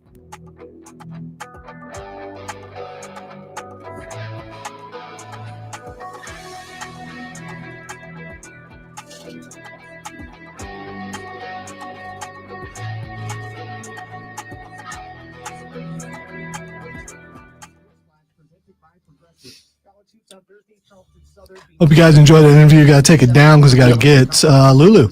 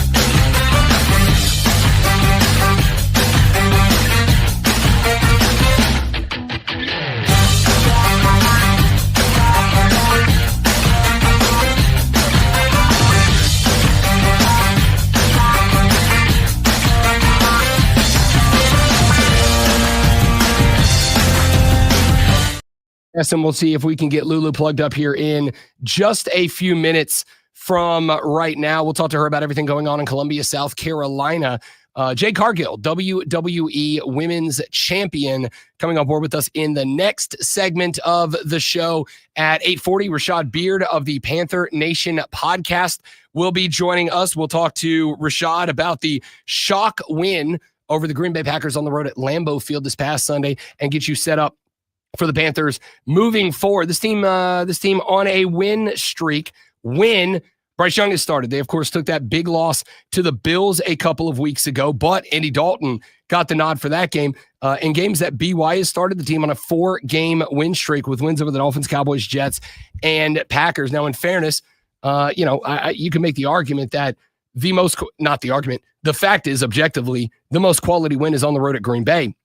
The win over the Cowboys was a good one at the crib, and then it was an ugly contest. And again, winning ugly is still winning. You'd like to get to the point that you are not winning ugly so much as you're just consistently and constantly winning. So we'll see how that plays out for Carolina as they are at home hosting divisional rival the New Orleans Saints coming up on Sunday.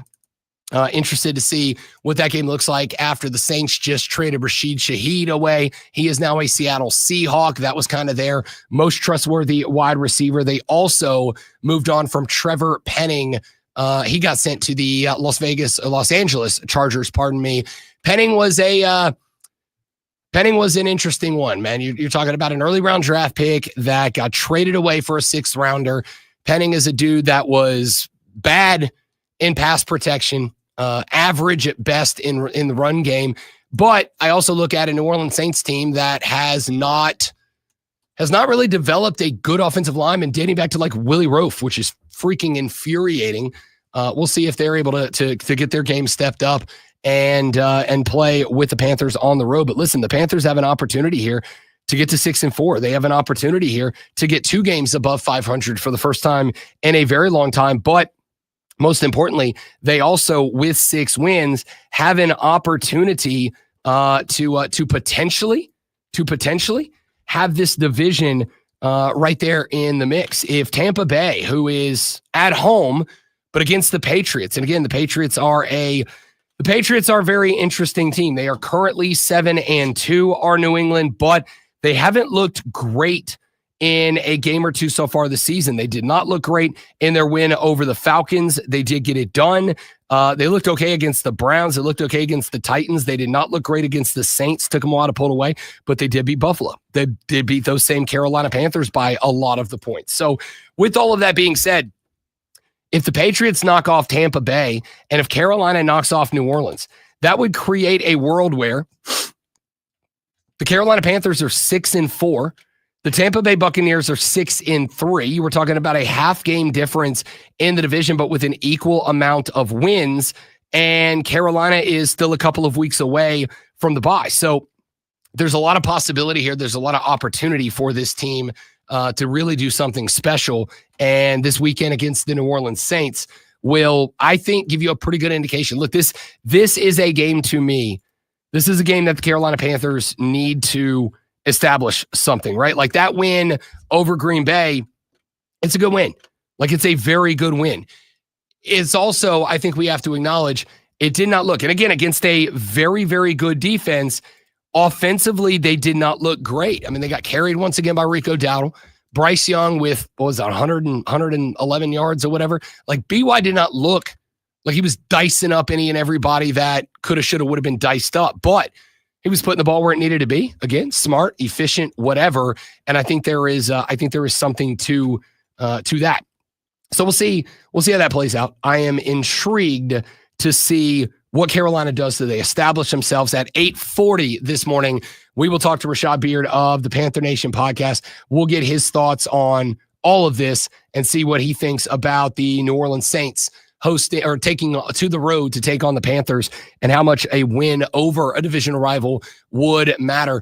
Texter just wrote and said, are you going to the game in Charlotte this weekend? Unfortunately, Dodger Chris, I am not. This will be the first Saints at Panthers game that I'm going to miss, but I have obviously an event tonight.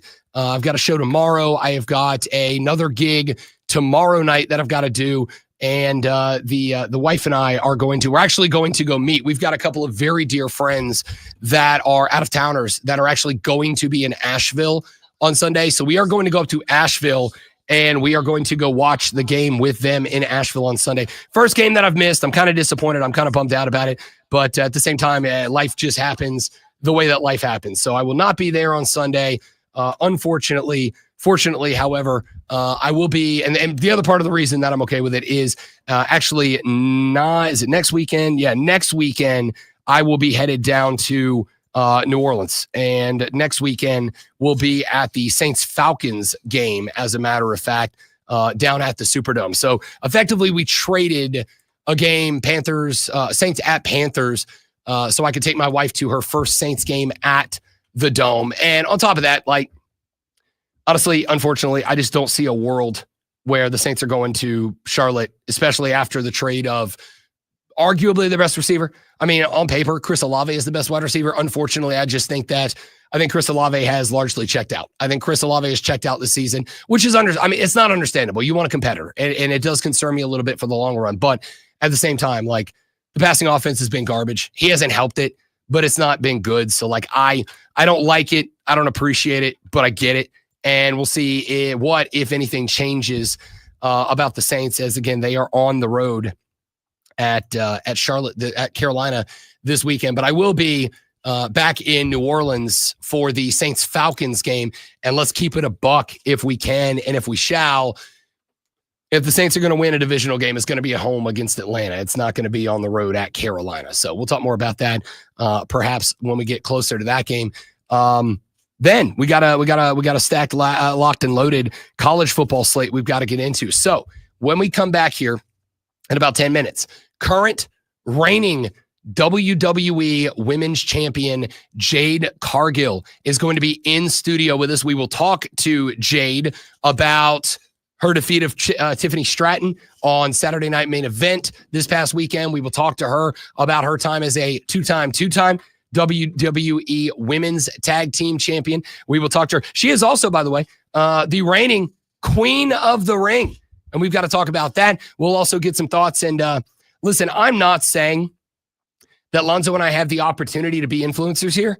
What I am saying is both of us mutually agreed that if we're bringing the X-Men back into the WWE or back into the Marvel Cinematic Universe, there is only one woman on planet Earth that can and should and has to play Storm, and it's JADE CARGILL. So we might even get her thoughts. We'll see if we can get her to go ahead and on the show commit to playing Storm in the MCU moving forward, as we know that there is some role for the X-Men moving forward. I'm excited about that. Looking forward to JADE CARGILL in the next segment. And 30 minutes-ish after that, Rashad Beard, Penn Nation podcast at 8:40. The fellas from the Movin the Chains podcast at 9 a.m. as we are headed into week 1 of the high school football playoffs. We'll talk to the fellas from, I got to slow down. I'm excited. Can you tell I'm getting excited? Yeah, I'm getting pumped up. I get that you're getting nervous and it's not, I can say honestly, like, it's not nervous. It's excitement. Right. But I still trip all over myself. Doesn't excitement kind of come from your nerves though? Yeah, I mean, I guess it could to some degree. You don't want to overly excite because then you're going to project too much. And if you project too much, your voice is gone, dude. And we still got 2 hours left, including a bunch of wonderful interviews coming up. Let's do this. Let's run to a break a couple of minutes early because I got to go get Jade. She's in the parking lot. Go let her upstairs. JADE CARGILL in the next segment of the show. Right after that, Rashad Beard at 8:40. Moving the Chains at 9 o'clock. Denton Day at 9:20. All of that coming up right now. Alonzo with a sports flash. Yay. Well, hello there. All right, the Denver Broncos defeated the Las Vegas Raiders last night in an absolute score fest. It was amazing how many points were scored. 10-7. The Broncos are now 8-2 on the season. Bo Nix went 16-28 with 1 touchdown and 2 picks, and the Broncos had only 84 rushing yards. However, they held Geno Smith to 16-26 for 143 yards, no touchdowns, and 1 pick. The Atlanta Braves have picked up the option on starting pitcher Chris Sale, paying him $18 million to remain on the roster in 2026. Sale, who won the 2024 NL Cy Young Award, went 7-5 with a 2.58 ERA and 165 strikeouts across 125.2 innings this past season. And former NBA player and assistant coach Damon Jones pleaded not guilty to charges that he provided sports bettors with non-public information about injuries to LeBron James and Anthony Davis. Next round of hearings, November 24th.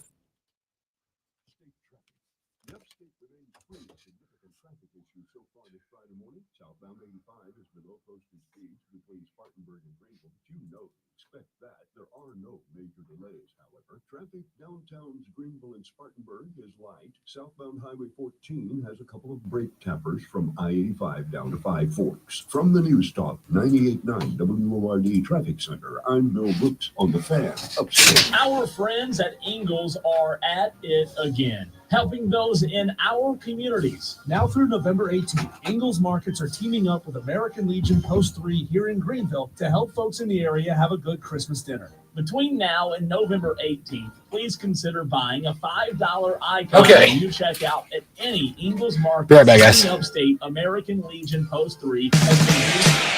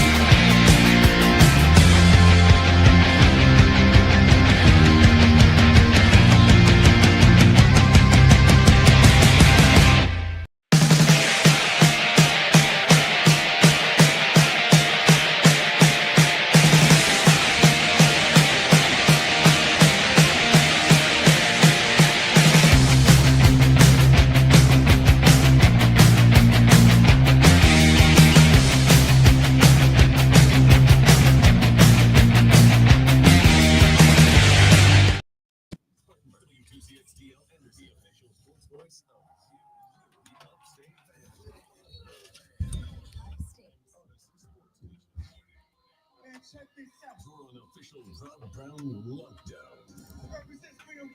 Yeah. Manufactured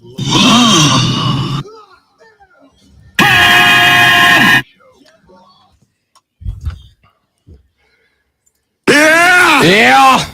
That's all I got. I got nothing left in me. Nothing left in me. Welcome back, ladies and gentlemen. Great to have you. Quick update. Jay Cargill going to join us in the next segment of the show. Turns out, shockingly, Zoe and I aren't the only people in the world who want to talk to the current reigning, defending, undisputed WWE Women's Champion. When you're in demand, I mean, that's how that works. Yeah. So Jay Cargill will join us in the next segment. We will back that one up with Rashad Beard of the Panther Nation podcast. Then Movin the Chains, 9 o'clock straight up. Round number 1 of the high school football playoffs are upon us. They'll walk us through the games around the upstate of South Carolina tonight, 9:20, the illustrious Denton Day of SiriusXM's college football overtime will join us. We'll get his thoughts on the firing of Mike Shula, where Clemson goes after the loss to Duke, and of course a handful of very big games taking place across the college football landscape this weekend. So Denton Day at 9:20, final segment of the show. Of course, Lonzo and I will, as always, give you our thoughts on the NFL games of the weekend upcoming. Give you our picks, our predictions, our prognostications when we get to that point. But I do want to walk through some more of the college football games upcoming this weekend while we wait for WWE champ Jade Cargill in studio in the next segment. We talked BYU, Texas Tech. Again, I think that's an eliminator game for Texas Tech. Maybe not for BYU, but I do think it creates a world where BYU cannot lose again. I do not know if in the Big 12 and the ACC. Listen, we started the year, and I genuinely thought, and I wasn't wrong, but I also wasn't right. And I like to thank Mario Cristobal and Dabo Swinney for that. I really thought the ACC was going to be a very good conference this year. And I'm not saying that they're not. Look, Virginia is 8-1, Georgia Tech's 8-1, Pitt 7-2, Louisville 7-1. And it's a pretty steep dive down to 6-3 SMU, 5-3 Duke, 6-2 Miami, 3-6 Virginia Tech, whatever.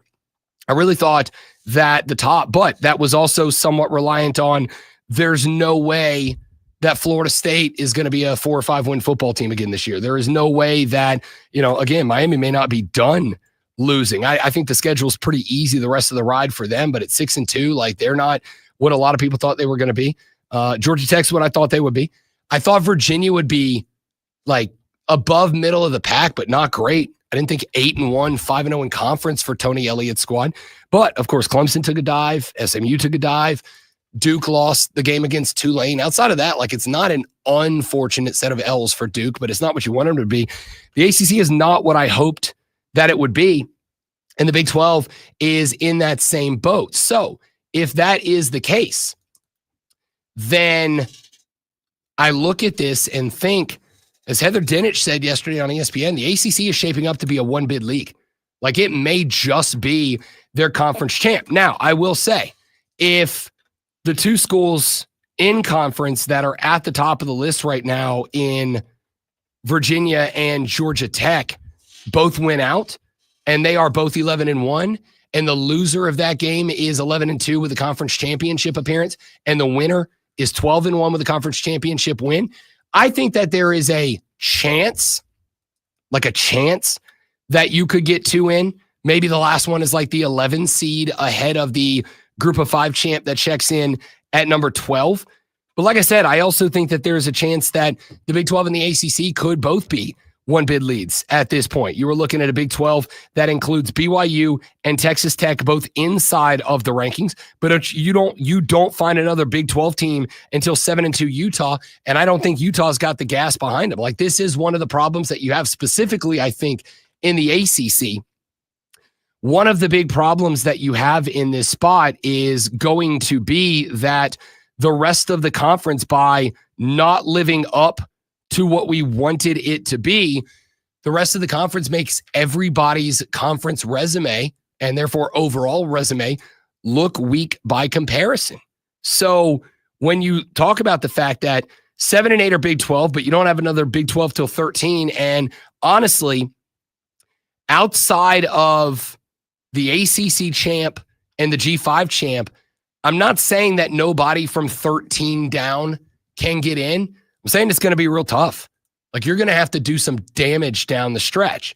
So this setup is kind of wild to me.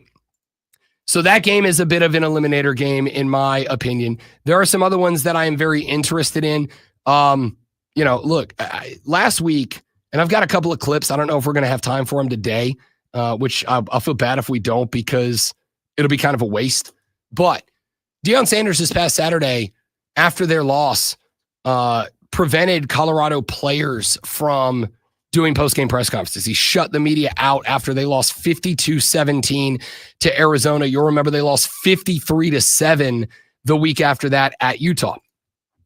And Deion got asked in the press conference, like, why would you not let the players speak for themselves after this? And he's like, oh, well, I got a protective heart. And I'm kind of have like father feelings about this, right? Like, you want to protect your boys. And it's like, yeah, I get that, dude. But at the same time, they're adults, right? Like, aren't we treating college football players like adults? I can't imagine a world in which, and granted, it's against the rules, but like, could you imagine a reaction if after an L, an NFL team was like, yeah, our players aren't available? Like, yeah, they're adults. They're I don't want to use the word professionals, but like, if they're getting NIL and rev share, aren't they kinda?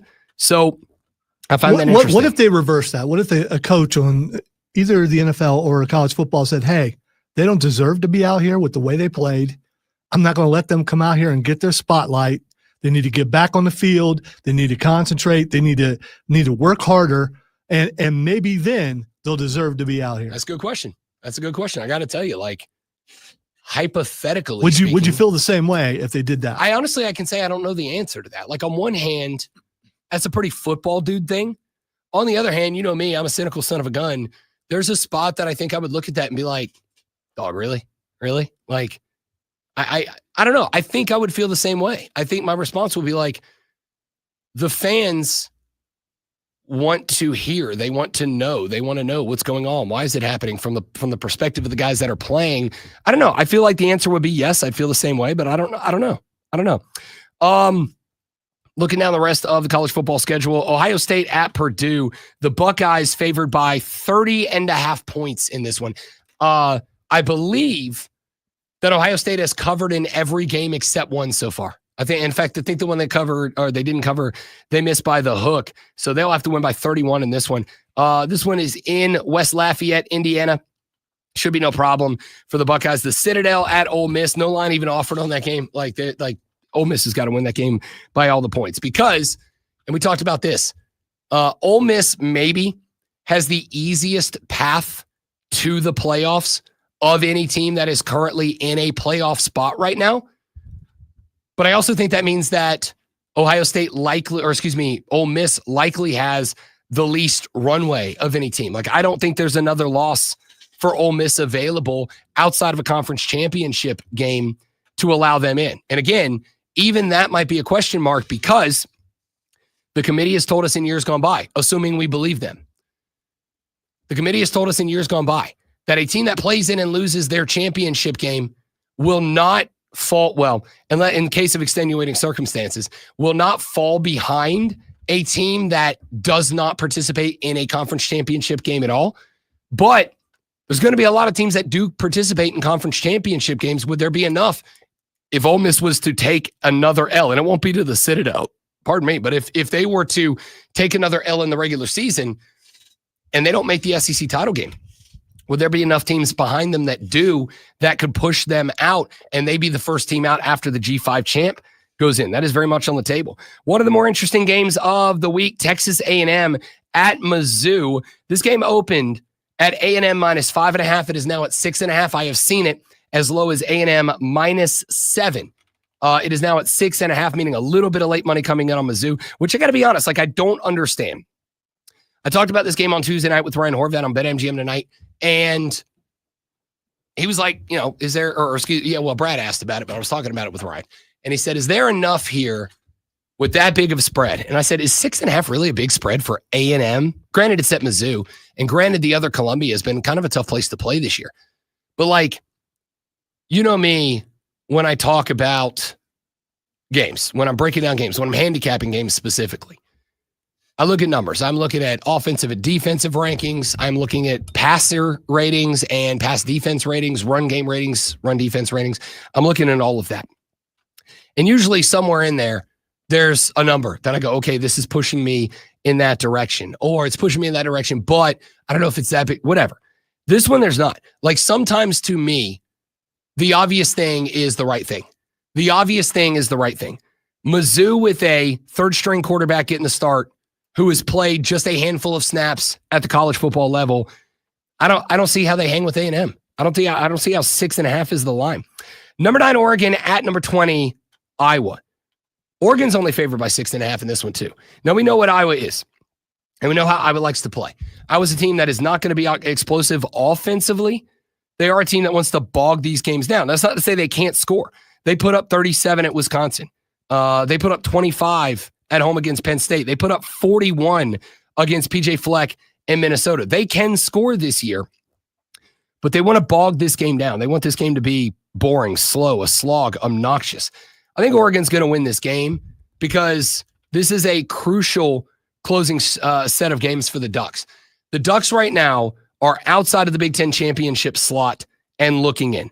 The Ducks right now will have to make something happen. At number 20, Iowa, that's going to be a very important game. After that, Minnesota, they wrap with 2 ranked games against USC and Washington. We'll see if those 2 teams are ranked still when we get there. But I got to think this is a game that Dan Lanning takes the leash off the fellas, right? Like, I got to think this is the game where the playbook opens up. They go in the bag and they go, let's get these things dusted off and ready to go, because there are no more losses available for the Ducks either. They are still in a spot where, again, if Ohio State loses to Michigan at the end of the year, the Ducks could theoretically still fight their way into the Big Ten title game, but they're going to have a lot go their way. And if they can't, if they want into the playoffs, because remember, the AP poll versus the college football playoff poll, the AP poll has Oregon at 6, but the college football playoff poll has them all the way down at 9. When you remove Texas and Oklahoma to put in the ACC champ and the G5 champ, who are both outside of the top 12, Oregon is now only 2 spots ahead of teams that will start to get bumped for, especially if the ACC champ doesn't fight their way in, inside of the 2 teams that will have to get bumped to make room for them. This needs to be a style point game for Oregon on the road at Indiana. Syracuse is at Miami. Miami ought to win this game outright and easier. Miami's favored by 28.5. They will win this game, I think. Here's what I'll say about Cuse. I think that this is another type of game that a Syracuse team is going to look at and be like, we need to make something happen here. Fran Brown has got this team pushing in an interesting direction. Now, keep in mind, as we have mentioned, Steve Angeli, who was the quarterback that was under center when they beat Clemson, is out, obviously, for the year, meaning that they are working with a backup, relatively unknown quarterback in this spot. Syracuse has lost 5 in a row, including a loss to North Carolina, which is not ideal. But is this a game they get up for and challenge Miami through the air? Carson Beck right now, Carson Beck has probably seen his draft stock slip in the past 4 weeks more than anybody except Lenore Sellers at this point. And if Lenore's new OC gets him right, maybe Carson Beck stays below him. We'll find out. That game's intriguing, not in I think Miami loses, but more who the hell are they and what the hell are they? And I think that's where the discussion begins and ends. Auburn at number 16, Vanderbilt, the Doors favored by 6.5 in this one. This is another one. Is there an interim coach bump here for the Auburn Tigers? They are 4-5. Vandy favored in this game by the touchdown and a half. They are 7-2, 3-2 in the conference. Vandy is not out of the playoffs at this point. Vanderbilt is a team that has got some quality wins behind them. They've got the South Carolina win, probably not quality in terms of opponent, but quality in that they came into Willie B and they hung 31 on the Gamecocks. They've got to win over 10 LSU. They've got to win over 15 Mizzou. Again, backup quarterback for Mizzou. I think that's the thing that I point out with Vandy is they've got more ranked wins than everybody in the Big Ten, but I can also find a caveat for those ranked wins that you go, it's not really as impressive as it looks, right? It's not impressive the win over LSU. It's not impressive the win over Mizzou. The South Carolina win was a ranked win. It's not impressive in hindsight. So Vandy is another team that they're going to have to go dunk on Auburn this weekend. But the question mark is, if the narrative is true about Auburn, that locker room was lost because Hugh Freeze just ain't that guy, and the team rebelled against him. If that report is true, is there an interim coach bounce back for the Auburn Tigers on the road at Vandy? I'll take the doors, but I don't know. Number 23, Washington at Wisconsin. Cougs favored by 10.5. You got it's not really a vote of confidence that Luke Fickell got, right? It's not really a vote of confidence. They gave him I don't know, kind of. They kind of said, "Hey man, it's not your fault, it's our fault, but we're going to fix it." Yeah. Right? Or is it there's 14 teams looking for a new head coach and we ain't going to be one of the ones that get the top dogs? What we'll see is if they actually give him the assets they say that they haven't. And if suddenly they do and he starts winning, well, then there you go. Yeah, that's fair. You know what else we got to get to? And I got to find time for this. Maybe this is the last segment. There is a report right now that is picking up steam that Urban Meyer had an interview with Penn State, and Penn State said thanks, but no thanks. Yeah, I've heard all about that. When you were gone yesterday, the person who broke that was actually on that show. Yeah. And talking about it, and there's a dispute back and forth about whether it's true or not. And I know that Urban Meyer seems to have put forth this trustworthy I can't even say it. Thank you. He's been known to be the most trustworthy person in all of football and maybe the world. Yeah. That's it. And in my mind, I see that blonde dancing. I don't know. I don't know why. Apparently, Urban had an interview with Penn State, got called back for a second interview, but bombed it, which is, I'm sure they were like, hey, can we trust you around our co-eds? And Urban was like, can we talk about Tim Tebow? Can we talk about Tim Tebow? Yeah, I don't think that's how it went. I think it had to do with money or something, and NIL and we'll see, doing things a certain way. Cal is at Louisville on Saturday. This game is another one for the Louisville Cardinal. That's massively important, minus 18.5 at home. Louisville's not out of the mix for a playoff spot and an ACC title game slide, to be honest with you, but they'll have to get it right, get tight. Florida State, Clemson at 7 p.m. The Tigers at home, favored by just 1.5 over the Noles. We're going to talk about that one. LSU, Alabama at 7:30. That's another game preseason. It's like that might be a game of the year candidate. Instead, Bama favored by 9.5. But does LSU have an interim coach bump? Much like Hugh Freeze at LSU or at Auburn, does LSU hate Brian Kelly? The answer on the sideline has looked like yes for like 3 weeks. Could they bounce back? Is that a spot to maybe backdoor cover for LSU? Navy at Notre Dame wraps up our ranked games. When we come back, current, reigning, defending, undisputed WWE Women's Champion JADE Cargill is in studio. We will talk to her about her career in WWE. After that, Rashad Beard, moving the chains to talk high school football playoffs. Denton Day to talk college football, and we wrap it up all after that on the Rob Brown Show on the Fan Upstate. 3 friends. Okay.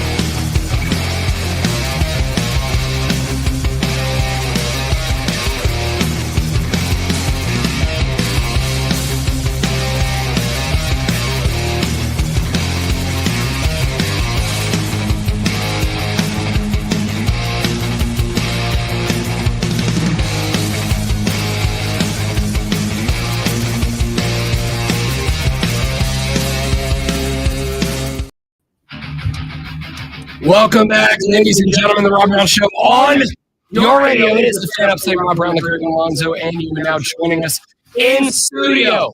Could not be more excited about it. Joining us in studio is your reigning. I've never gotten to say this before, but your reigning queen of the ring and your current defending and undisputed WWE Women's Champion, the iconic JADE CARGILL in studio. Good morning, ma'am. How are you? I am doing fantastic. I mean, you probably need to be an announcer. That was really good. Look, you give me a job, I will show up tonight. I will be yours personally if I can get a gig. Well, I think you need to call WWE and get that done ASAP. That was phenomenal and new. WWE Women's Champion. Let's go. I love it. A former two-time Women's Tag Team Champion as well. And ladies and gentlemen, been hanging on to the strap for less than a week. So frustrating, but I don't know if you noticed, somebody else's plates are still on it. Yeah. It's been neglected for a while, but we're going to take care of that. She's found a new home and she loves it. I love it. Yeah, you might just keep your hands. Oh, well, the way it's positioned on the screen, you can't see that anyway. That's right. I talked to you about this before we came on the show. We have a screwdriver. We can get a screwdriver down the hall. You can just let them do their job in production. Okay, all right. I respect that. We have had a number of current champs come through. Gunther came through when he was champ. Damian Priest has been here when he was a champion.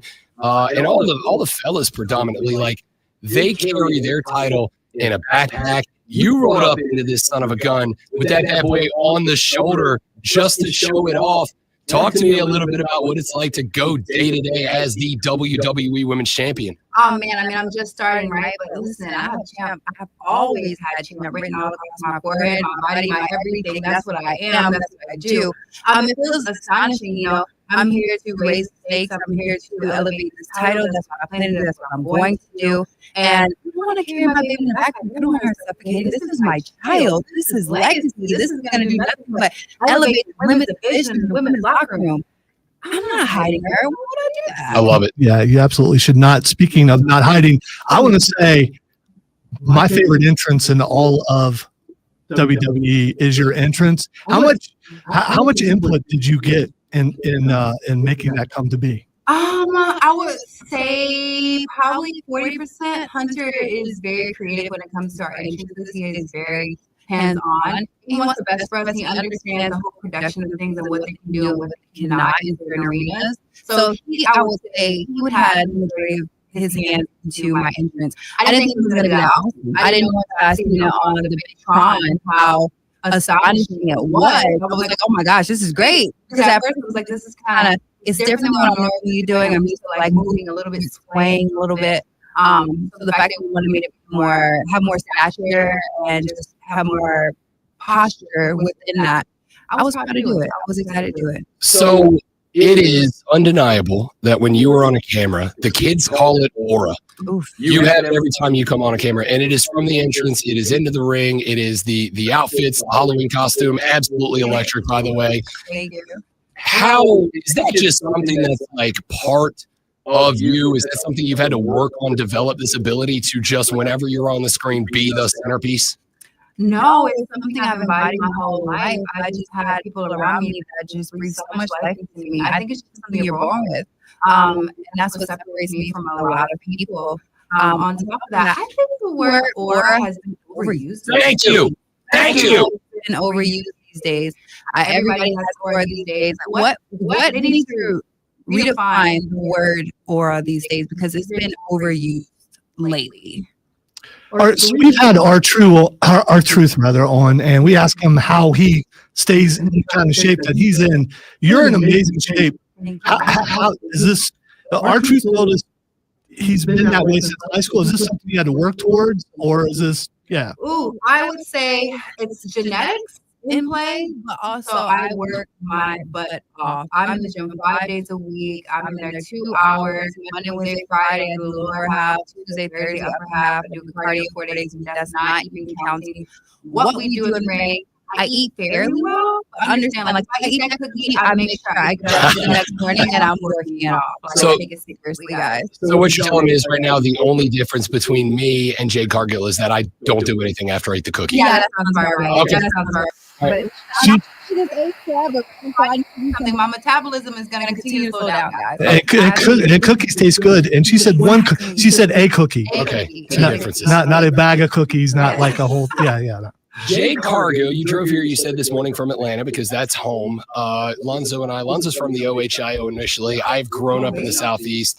I consider the Southeast the wrestling capital of the world. Like there's great wrestlers from everywhere. There's great shows everywhere. Europe's doing an incredible job in embracing and celebrating. But to me, the Southeast is the cradle. It's where it's got to start. It's where it's grown into what it's grown into.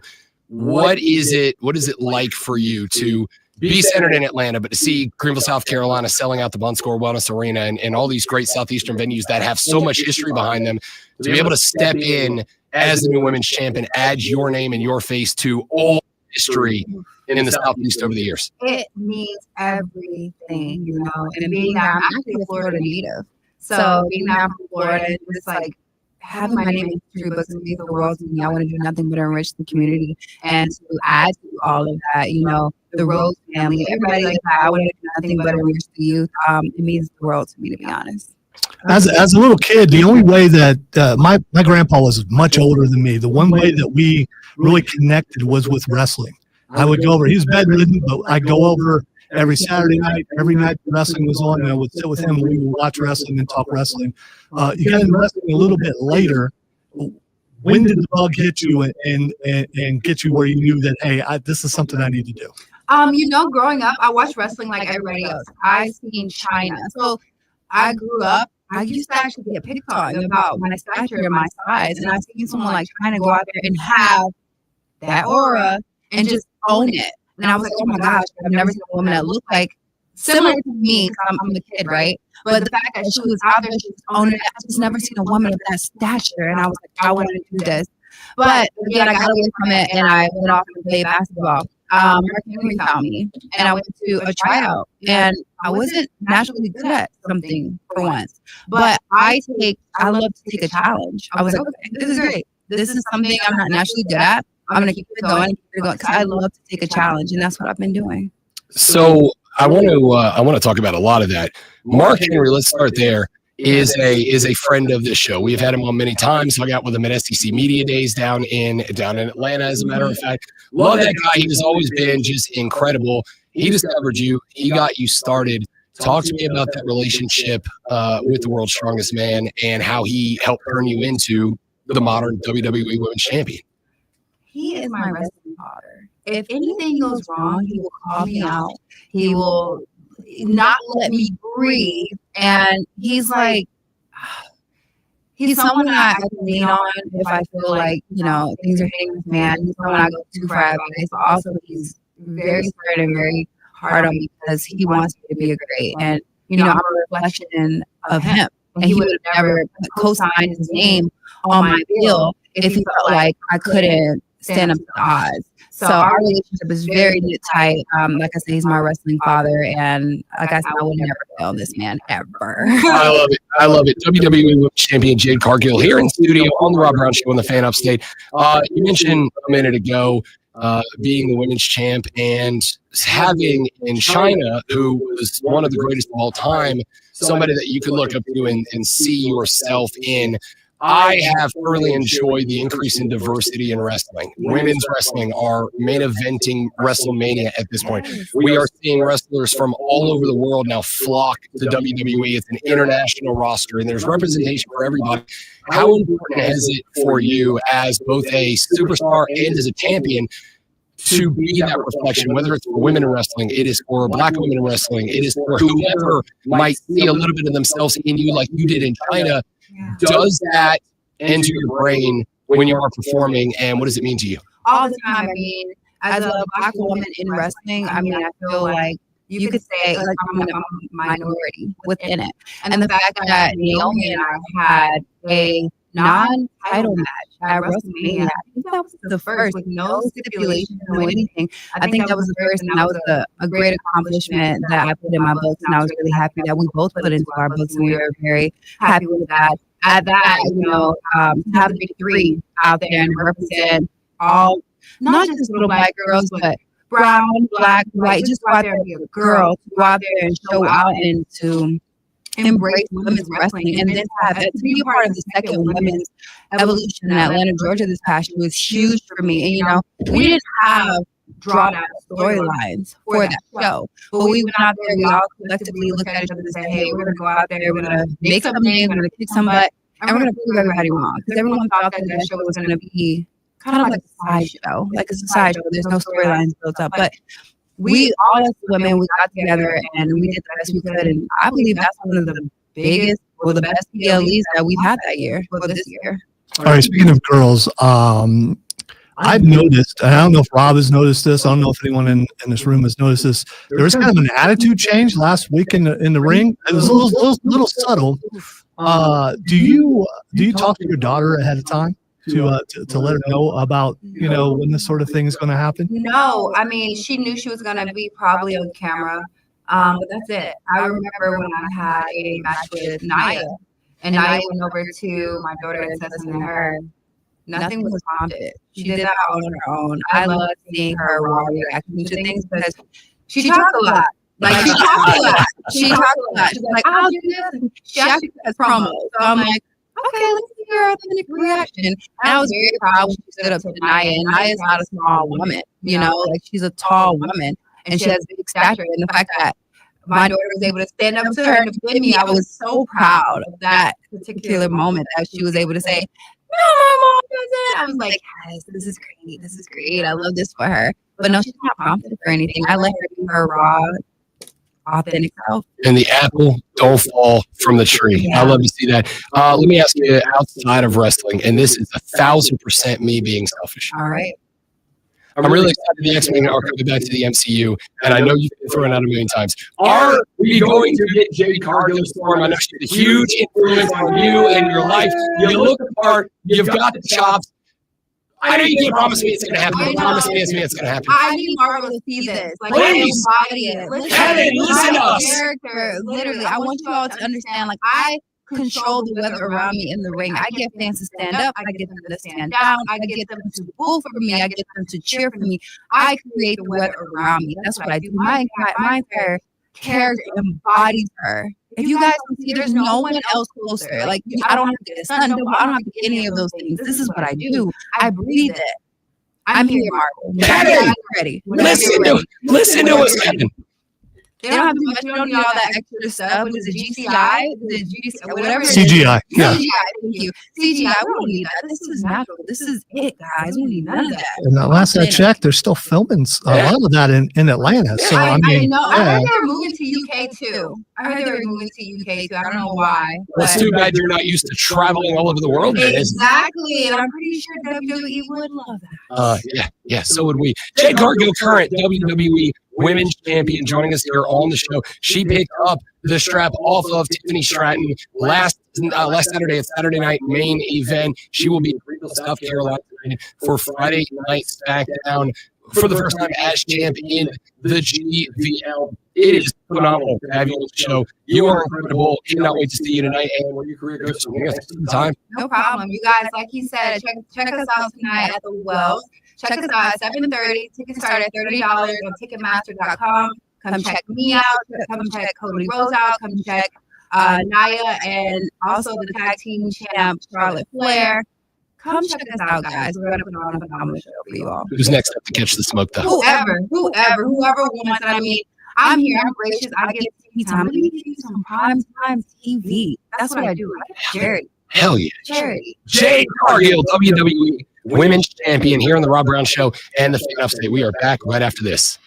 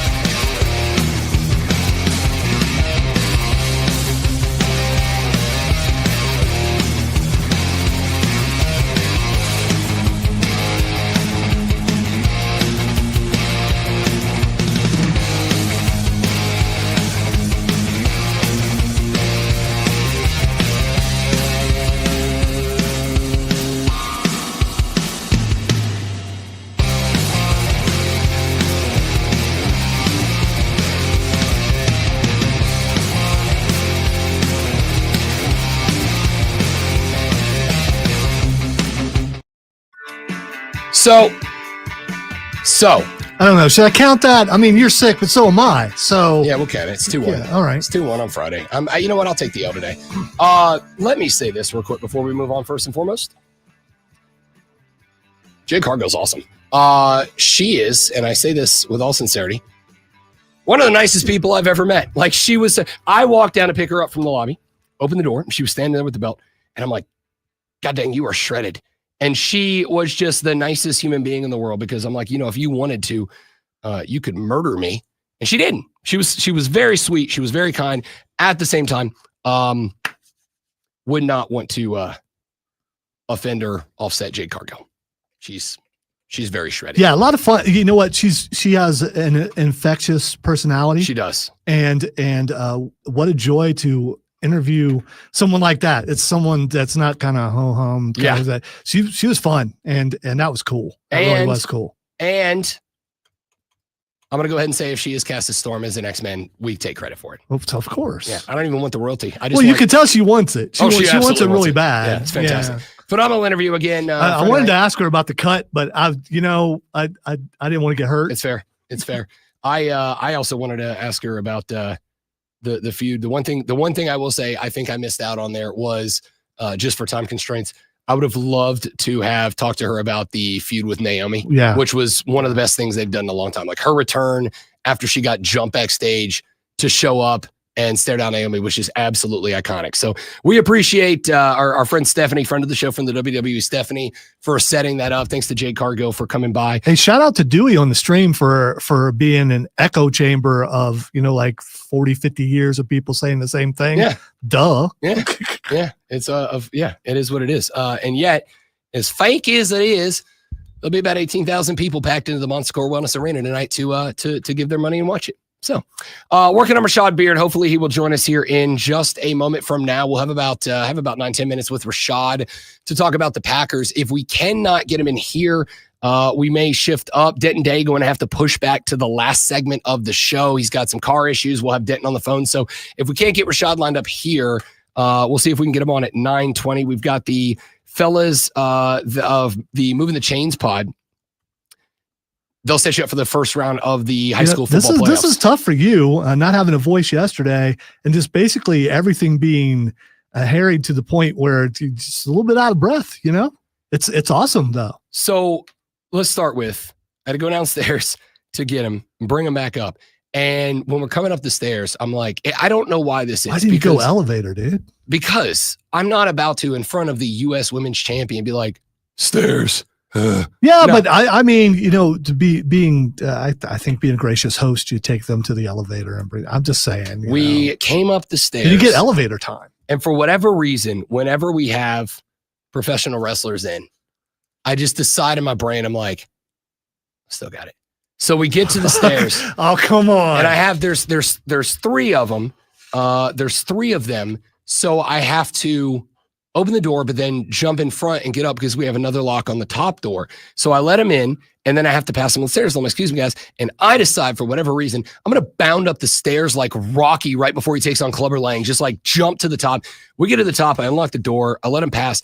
And then as they're walking down the hallway in front of me, it's just like, get it together, jackass. Get it together. So we got it together. And phenomenal. Hey, at least you didn't fall. Because that would have been embarrassing. Dude, it would have been. But no, she was very sweet. Especially when she reached down and just one-handed picked you up.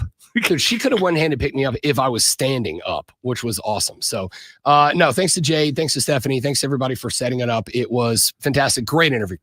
We, TBH, we didn't really know what to expect from Jade Cargill because, we never do, though. Yeah. I mean, we rarely do. There are some that, I've had interactions with them in the past, or they're so prevalent on social media, you kind of have an idea of what they're going to go with. Had no idea what to expect out of Jade Cargill, and she was fantastic. She loves this stuff. It was great to talk to her. All right, here's what we've got coming up for you. Final hour of the show is full because we got the late jump. Rashad Beard is going to push back. So we'll come back with the fellas from the Movin the Chains podcast to start the next hour. They will set you up for round number 1 of Friday Night Lights. High school playoff football begins this evening. We will talk to the boys from the Movin the Chains pod next. They'll give you their thoughts, a little preview of all the games around the upstate. Then at 9:20, Rashad Beard will join us from the Panther Nation podcast. The Panthers with the shock win this past weekend on the road at the Green Bay Packers. We'll talk to him about that win. We will also get you set up for this weekend's contest as they host the NFC South rival New Orleans Saints. Then at 9:40, Denton Day is going to be on the show. He is the host of College Football Overtime on Sirius XM Radio and a host and producer on the BetMGM network. Denton Day will join us at 9:40. That is how we will close out the show. If you have anything that you want us to talk about, whether it is a question for the fellas from the Movin the Chains pod, whether it is a question for Rashad Beard about the Panthers, whether it is a question for Denton Day about college football, all of that is up for you. Text it to 844-326-3663, 844-FANFONE. We will get them on the air. Do not have room for phone calls in the final hour of the show, unfortunately, but we will have the ability to read your text or your tweets at the Rob Brown Show if you want to get at us in that direction. I just want to say really quick how cool it is to be on a show and work with someone who enjoys wrestling as much as I do. And the fact that we are able to, I'm able to turn on the TV and go, I've talked to them, I've talked to them, I've talked to her, I've talked to him.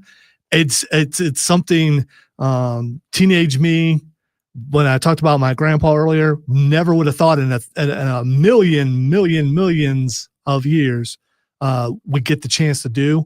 And whether you're into wrestling or not, a lot of people are, yep. And it's an honor to be able to talk to these superstars. They sell out regularly, 80+ thousand seat arenas for 2 nights in a row with regularity. Like it just is what it is. So, hey man, listen, if it's not your thing, that's okay. That's why we're going to do a lot more. We got all football in the final hour of the show. All 3 levels of football represented in the final hour. We're open with high school ball. Then we'll do some pro ball. Then we'll get to college ball for the weekend. We do a little bit of anything and everything on the show. So if, hey, that one segment's not for you, that's okay. Stick around because there's a very good chance that the very next segment will be for you. All right, let's run to a break. When we come back here in just a minute, the fellas from the Movin the Chains pod will be here. They will get you set up for our first round of high school playoff football starting this evening. That is coming up after this. Then Rashad Beard of the Panther Nation podcast. Then Denton Day from Sirius XM. All of that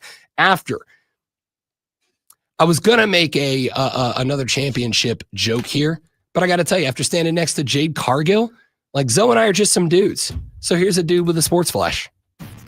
I'm okay with being a dude. She was awesome. The Denver Broncos defeated the Las Vegas Raiders last night in an absolute score fest. It was beyond belief. 10-7. The Broncos are now 8-2 on the season.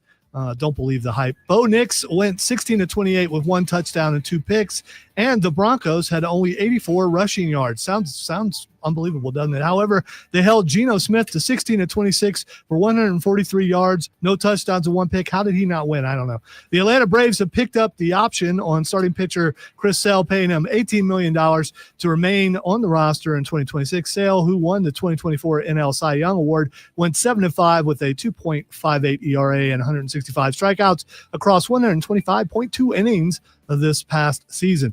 And former NBA player and assistant coach Damon Jones pleaded not guilty to charges that he provided sports bettors with non-public information about injuries to LeBron James and Anthony Davis.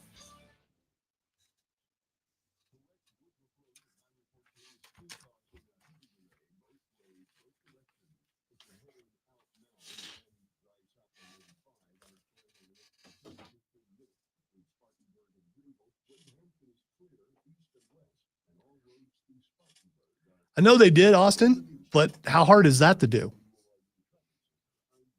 I'm also a Chiefs fan, and I can't stand the Broncos, so I'm gonna be negative because that's what's expected of me. And I'm not going to say that I am unbiased because I'm not.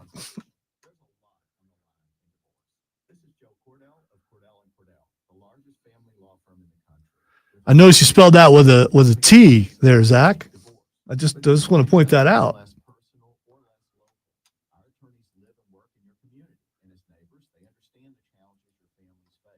Divorce touches all areas of your life, your home, savings, retirement, and of course, kids. So when you find yourself facing divorce, you need a partner you can count on. Visit Cordell's. I'm tired. If you or anyone you care about is facing divorce, contact Cordell and Cordell today with over 100,000. You know how when you get all hyped up for something and then when, you know, it's the adrenaline comes back down and stuff. Interviews are very difficult for me because I still believe I have social anxiety disorder, undiagnosed, but I got it.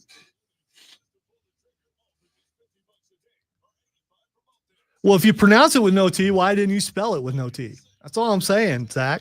I mean, you know.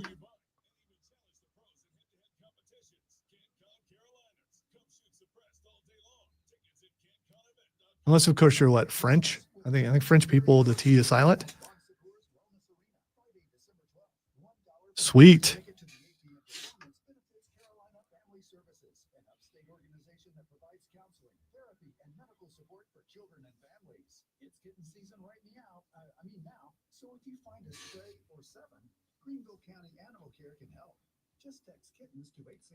Just put like an underscore or something there.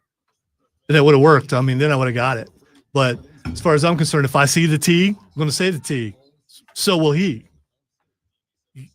Yeah. The T?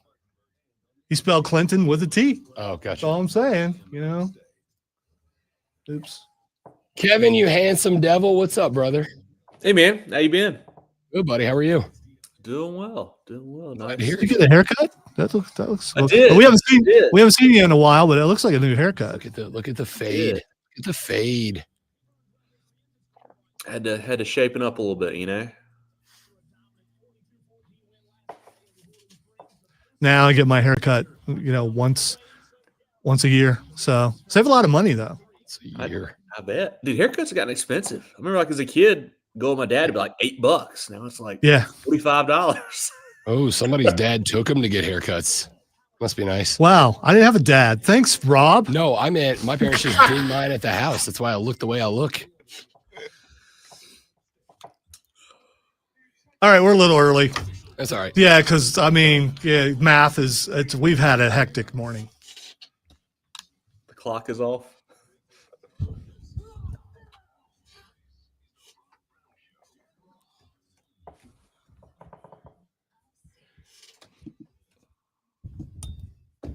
No Friday song. It's Friday football fiesta.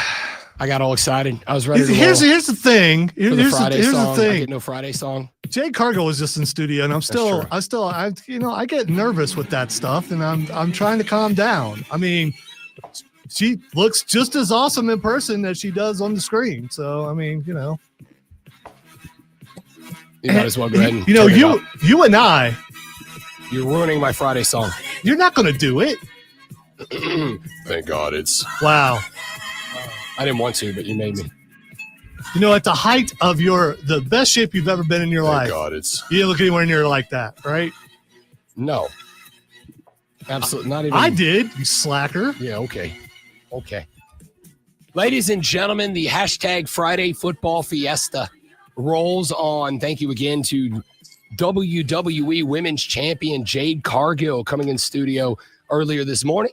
And now we bring in two fellas who just as much aura as Jade Cargill, none of the six packs of Jade Cargill. Joining us now on the show, two of the hosts of the Movin the Chains podcast, which you can find online at movinchains.com. No G in that, movinchains.com. Use the same handle to find them on Facebook, on Twitter, on Instagram, or to download the podcast wherever the podcast is found, Spotify, Apple Podcasts, Google Podcasts, wherever.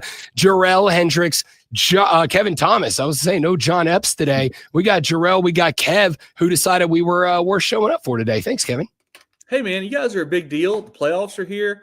I thought it was a good time to, check in and see what was up with my boys. I'm sure. Jarrell, did you text Kevin and tell him your back was hurting from carrying the squad the last couple of weeks?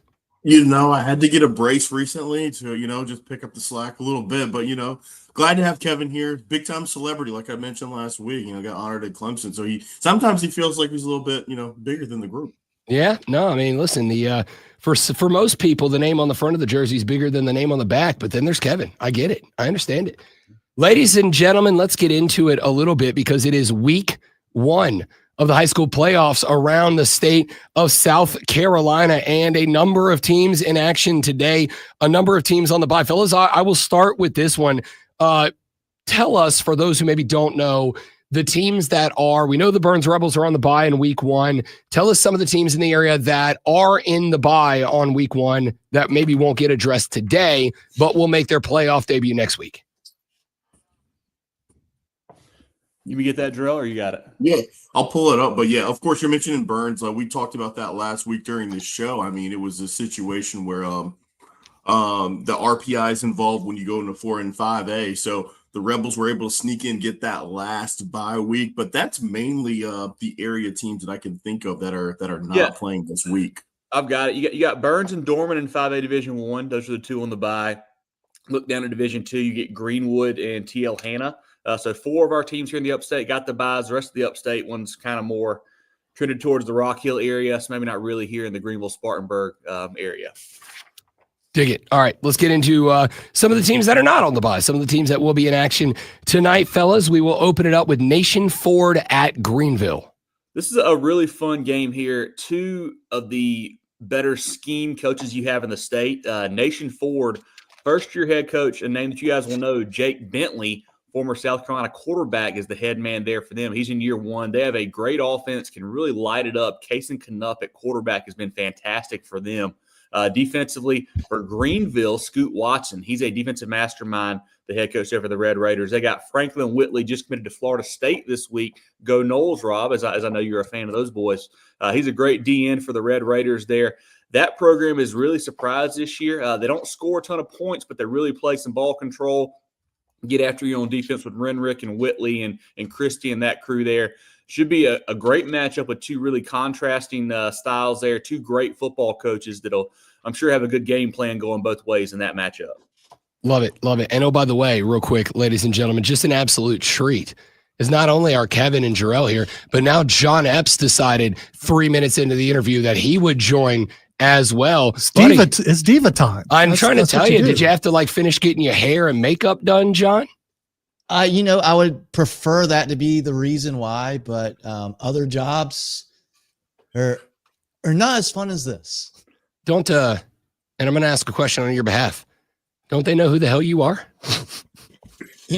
I've been wanting to say that, but I don't know if I can get away with it.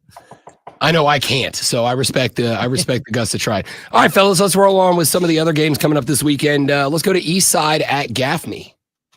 Yeah, this is a game, and I'm glad John even had the mic working today, so I love that. But Eastside and Gaffney, this game was, I think it was week 6, so this is actually a region rematch here in the first round of the playoffs. Gaffney was able to kind of sneak by. This was a shootout. I think it was 35-40. The Indians were able to win this one over the reservation. They're going to run that back since they had so much fun in this one. But I think playoff Gaffney is just a little bit different. Again, they've played a little bit better down this stretch. This Indians bunch, they really struggled non-region into region play. That is why they didn't get a bye. Typically, when you think of a Gaffney program, they are one of the top seeds in 5A playoffs. But I think they're going to be able to pull away in this one. But it is a great story for this Eastside program. Dr. Wilcock over there is doing a fantastic, job with those Eagles. Lucas Tankersley obviously has led them all year. 2 very similar styles. They both want to run the football, kind of one-dimensional in this one. But again, as I've mentioned ad nauseum here, I think that the Indians, it's their time to shine here in November, and they win this game comfortably. I like it. Jarrell Hendricks here on the show, along with John Epps, Kevin Thomas from the Movin the Chains pod. Fella, let's keep rolling on. Let's go to Riverside at Hillcrest.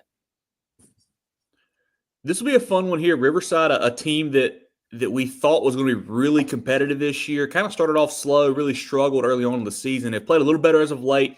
You get a matchup of 2 really good quarterbacks. Gideon Merritt there at Riverside for the Warriors, and you get Jackson Free leading this young Hillcrest bunch, a Ram squad that has been really impressive down the stretch, beat a good Greenville team a couple weeks back, playing some really good football for Coach Swag. They're a team that I think he could get hot and, make a little run here in the playoffs. The bracket sets up pretty well for them. I think the Rams at home, Nye Allen, Caden Stevenson, Free, and crew, Kyle Jackson on defense, I think they get a win. I think they move on to round 2 in the playoffs. I like it. Let's roll on to Boiling Springs at Malden. Yeah, this Malden team really looking good this year. They're much improved.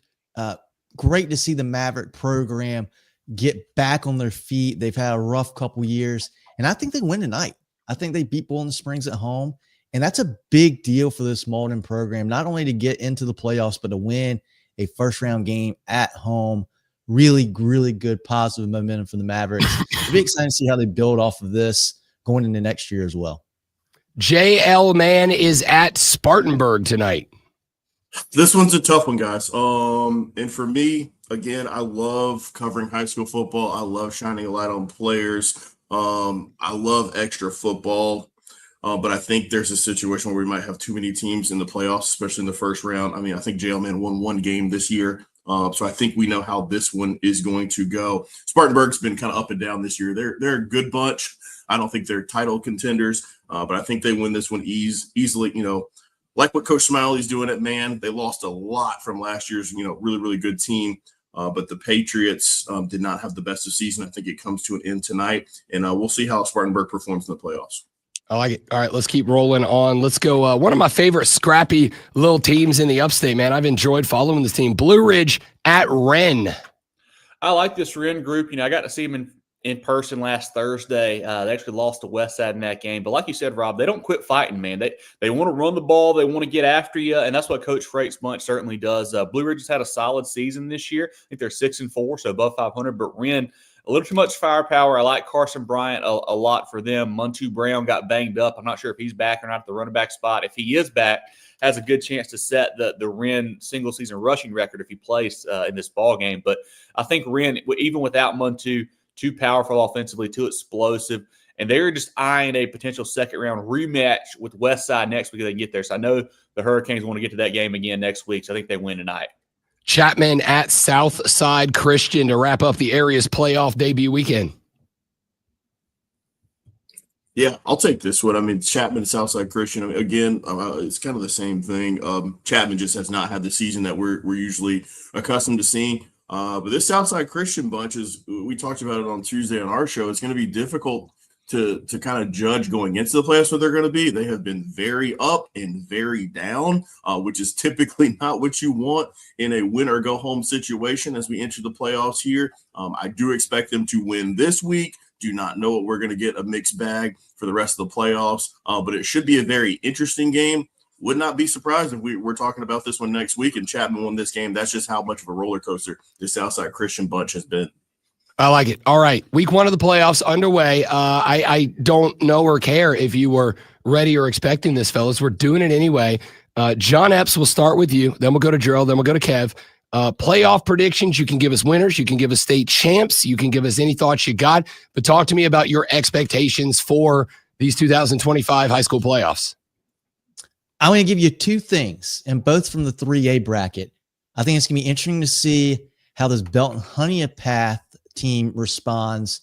They've got a really good group, lost a lot of talent from last year, haven't had the strongest schedule. It's going to be interesting to see how they progress through this upper state bracket. And then at the top of the bracket, you've got the Powdersville Patriots. Did not start the season off too strong, but they have really come on strong in region play. And as of late, you can never count out a Coach Mustard group.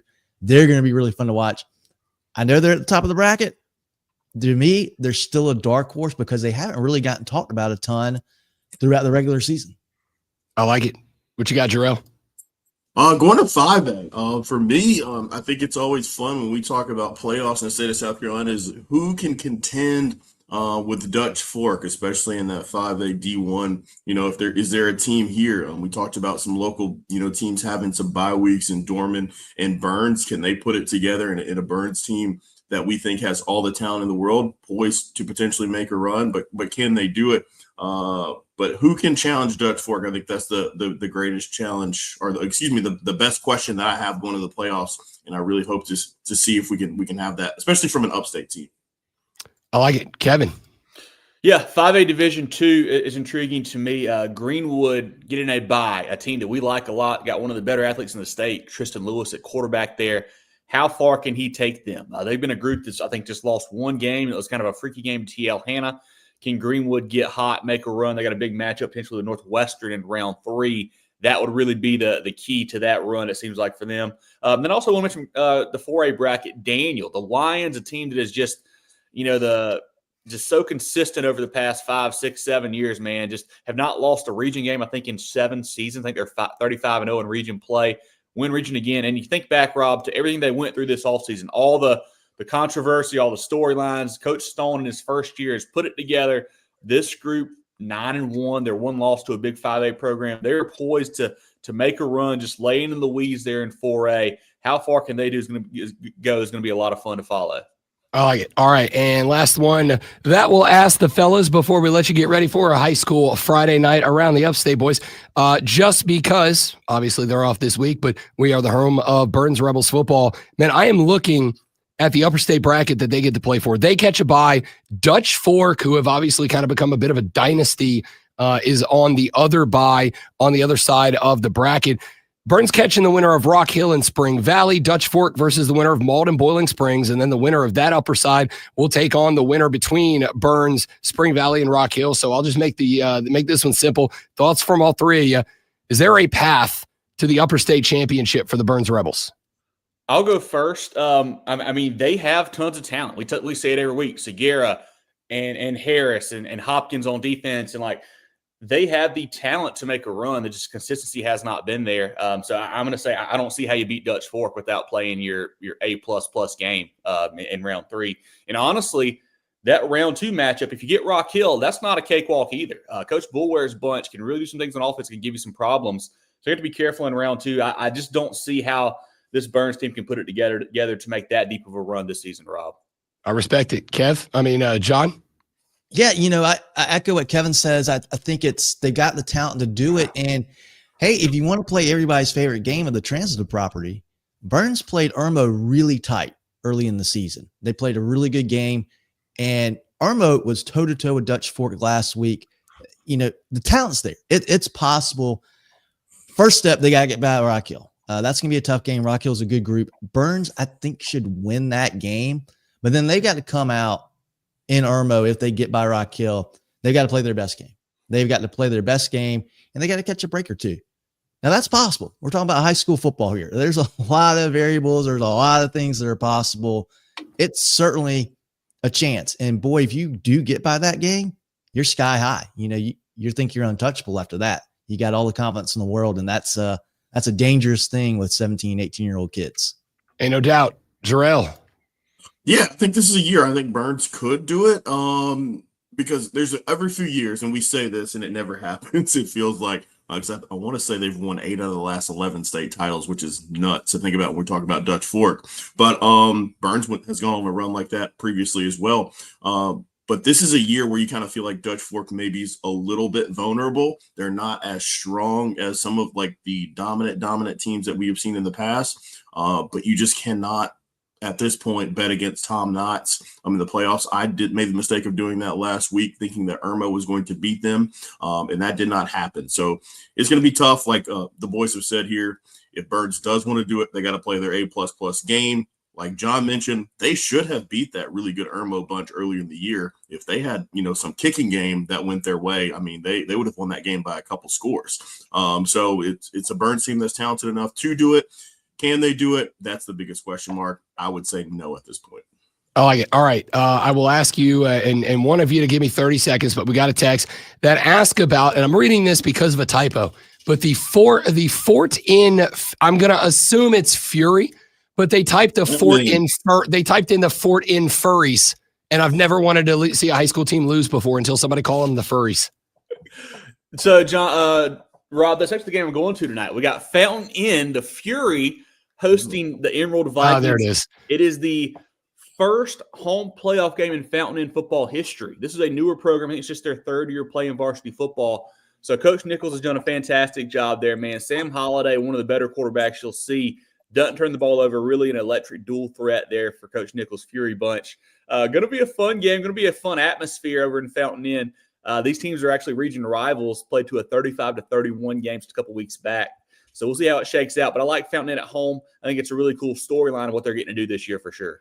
For a senior class, and also I need you to know, I had to figure it out it's Fountain Inn, but I was so locked in on somebody calling them the furries that I just completely, my brain frazzled in that moment. Moving the Chains. You can find the pod on Spotify, Apple Podcasts, Google Podcasts, wherever podcasts are found as round one of the high school playoffs gets underway tonight. Make sure you follow the boys on Facebook, Twitter, and Instagram at Movin Chains, and check out the website, movinchains.com. Boys, appreciate it. Enjoy the playoffs. I know it's about to get absolutely electric. We'll talk to you next week for round 2, fellas. Appreciate you, Rob. Thanks, guys. Thanks, You know guys. it. John, Jarrell, Kevin. When we come back, Rashad Beard of the Panther Nation podcast runs through last week's win against the Green Bay Packers. This weekend, the Panthers hosting my New Orleans Saints. If you lose, Monday's show will just be me laughing into this microphone for 4 hours. We'll see how that plays out. We're back after this on the Rob Brown Show in the Fan Upstate. Nice work, boys. It's almost like you spent a whole season getting ready for that moment. Yeah, that's what we do. Multiple times. Got to bring a the week. best for the playoffs. Yeah, This is Gotta our get pinnacle. John. We get John here on time. We'll be good to go. I'm telling you, man. I'll tell you what. Next week, I'll send the invite at like 8:15. Maybe that'll get him. Maybe that'll get him here on time. Well, it's if other people can get their stuff in line on this side of things. Yeah, that's what I say all the time.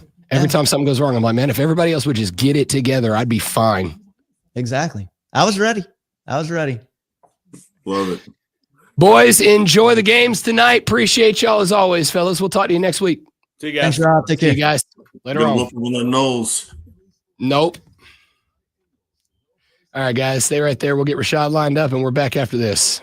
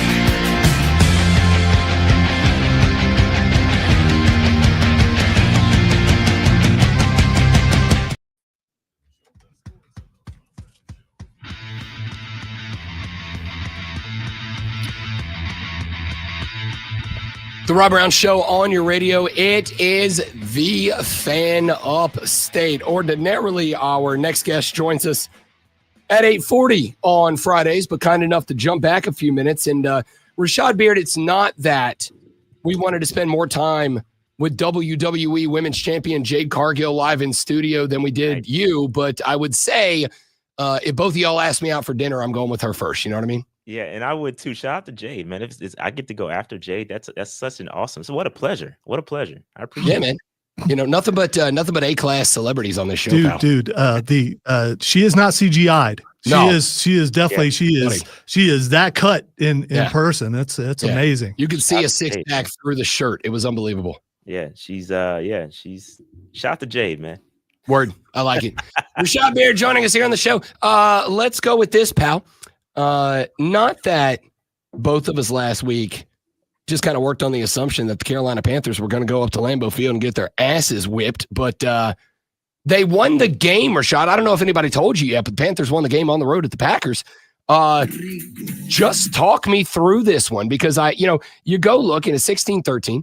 The stats aren't particularly beautiful. Rico Dowdle had a day. BY was, statistically not great. I think he was smart with the football, but nothing electrifying. Walk me through your thoughts on that win over the Packers. I mean, what a pleasant surprise. I mean, I love that we're competitive. We mucked that game up, and that's what it's all about. That's Panther football so far this year, is making a game dirty, nasty, ugly. And when we're able to do that successfully, it comes out great. And we were able to win that game. Great defense. We put Jordan Love in some compromising situations. Man, it's just a great game. Rico is still doing Rico things. And I came up here, and I said, yeah, Chuba's going to be all right. He needs time to get going, but I was obviously wrong. And you got to feed Rico, and Rico he's the offense. As Rico goes, the Carolina Panthers go. And so I'm happy. It's a really, really good win, a statement win for the Carolina Panthers, as nobody expected us to win that game. And I think maybe Green Bay got caught slipping a little bit, probably played down, maybe, I don't know. But yeah, it's a great win for the Carolina Panthers. You know what an awesome thing it is when I turned on the game and heard that Rico Dowdle was starting, and the coach said, hey, you got to, he had to make the change. And it was a good move. And I agree, Chuba's good, but Rico's got the hot hand this year, and he was that good last year. So and he stayed healthy and hopefully continues to. I know he's got a hamstring maybe, but looking forward to this week and them handing the ball even more. Yeah, I'm looking forward to this week too, because it's gonna be yes. Wait a minute. I forgot who they were playing. Who that said they're gonna beat them Saints? Who that? Yeah. Who that?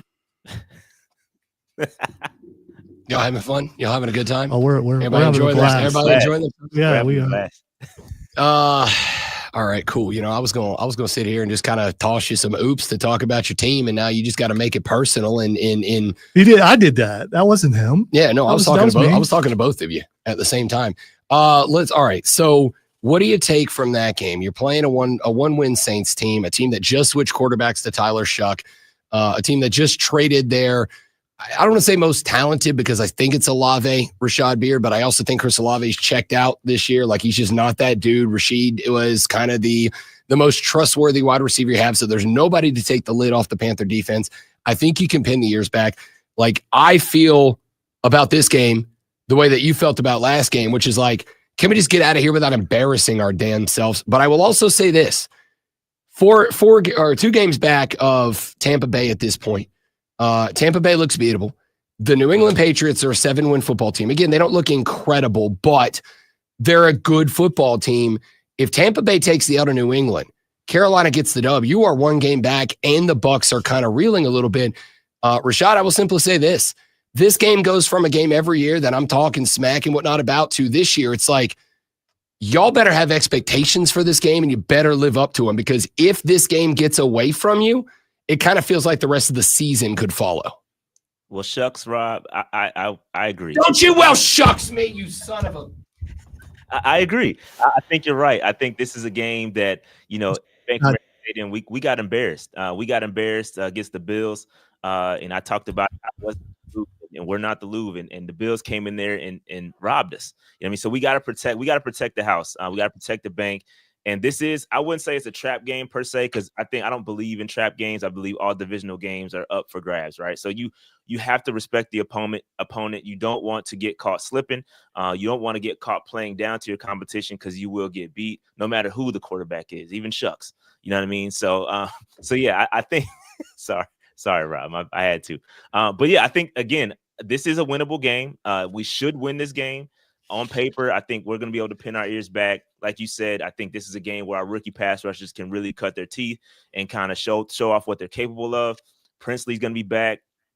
We're getting healthier, right? I know Rico had a little bit of hammy. I think he's back at practice, though. So I think we're going to be fine. We're going to be able to run the football on you all. The defense is not as good as it was in the past. Cam Jordan is getting old, and I cannot wait to run right at him. Personally, I do not like that guy. So I just can't wait. I think it's a really good game, a statement game for us to go out there and apply foot to neck and show that we are a competitive team and should be in contention for the division. This is a rivalry game. I mean, is it as intense a rivalry as Saints-Falcons, as Panthers-Falcons?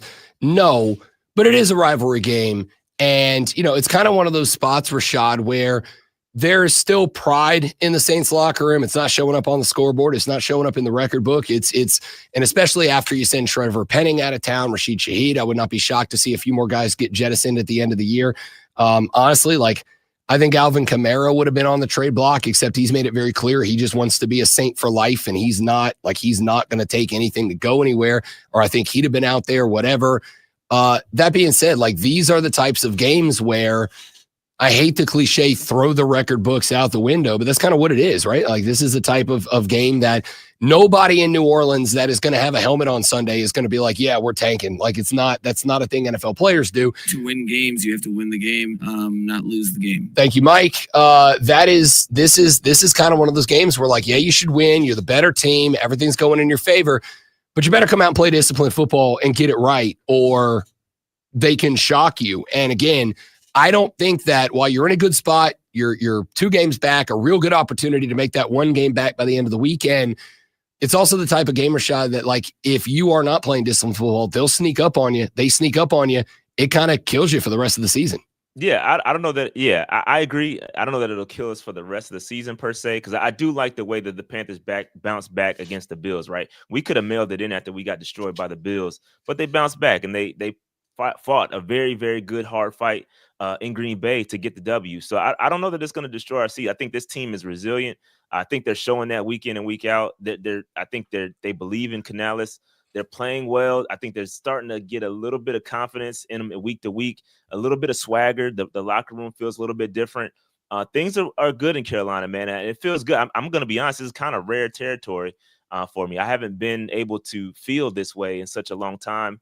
We have a winning record.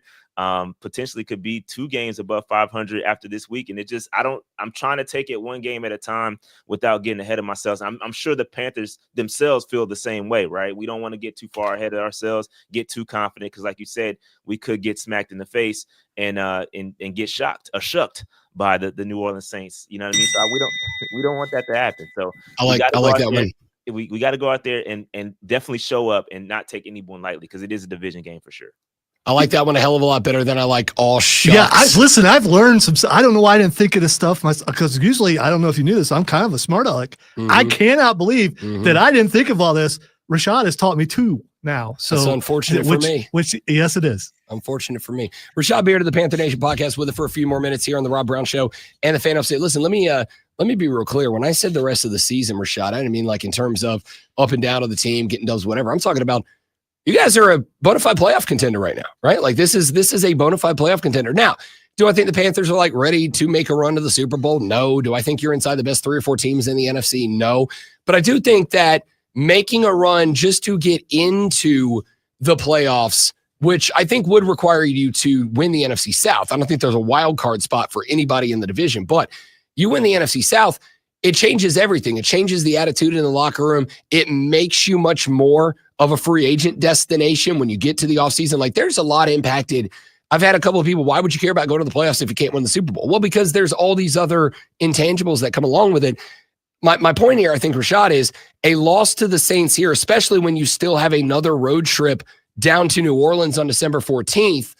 A loss here, to me, kind of derails that to some point. Like, I think you need to end Sunday night within one of Tampa Bay, because the closer you let them get to having Evans and Godwin back and Baker have his full complement back, if you haven't caught them by then, that's where it kind of goes off the skids. Like, these types of games that are the winnable games, the Saints game, the Atlanta game, in fact, honestly, like, that might be it as far as like, these are your should win games.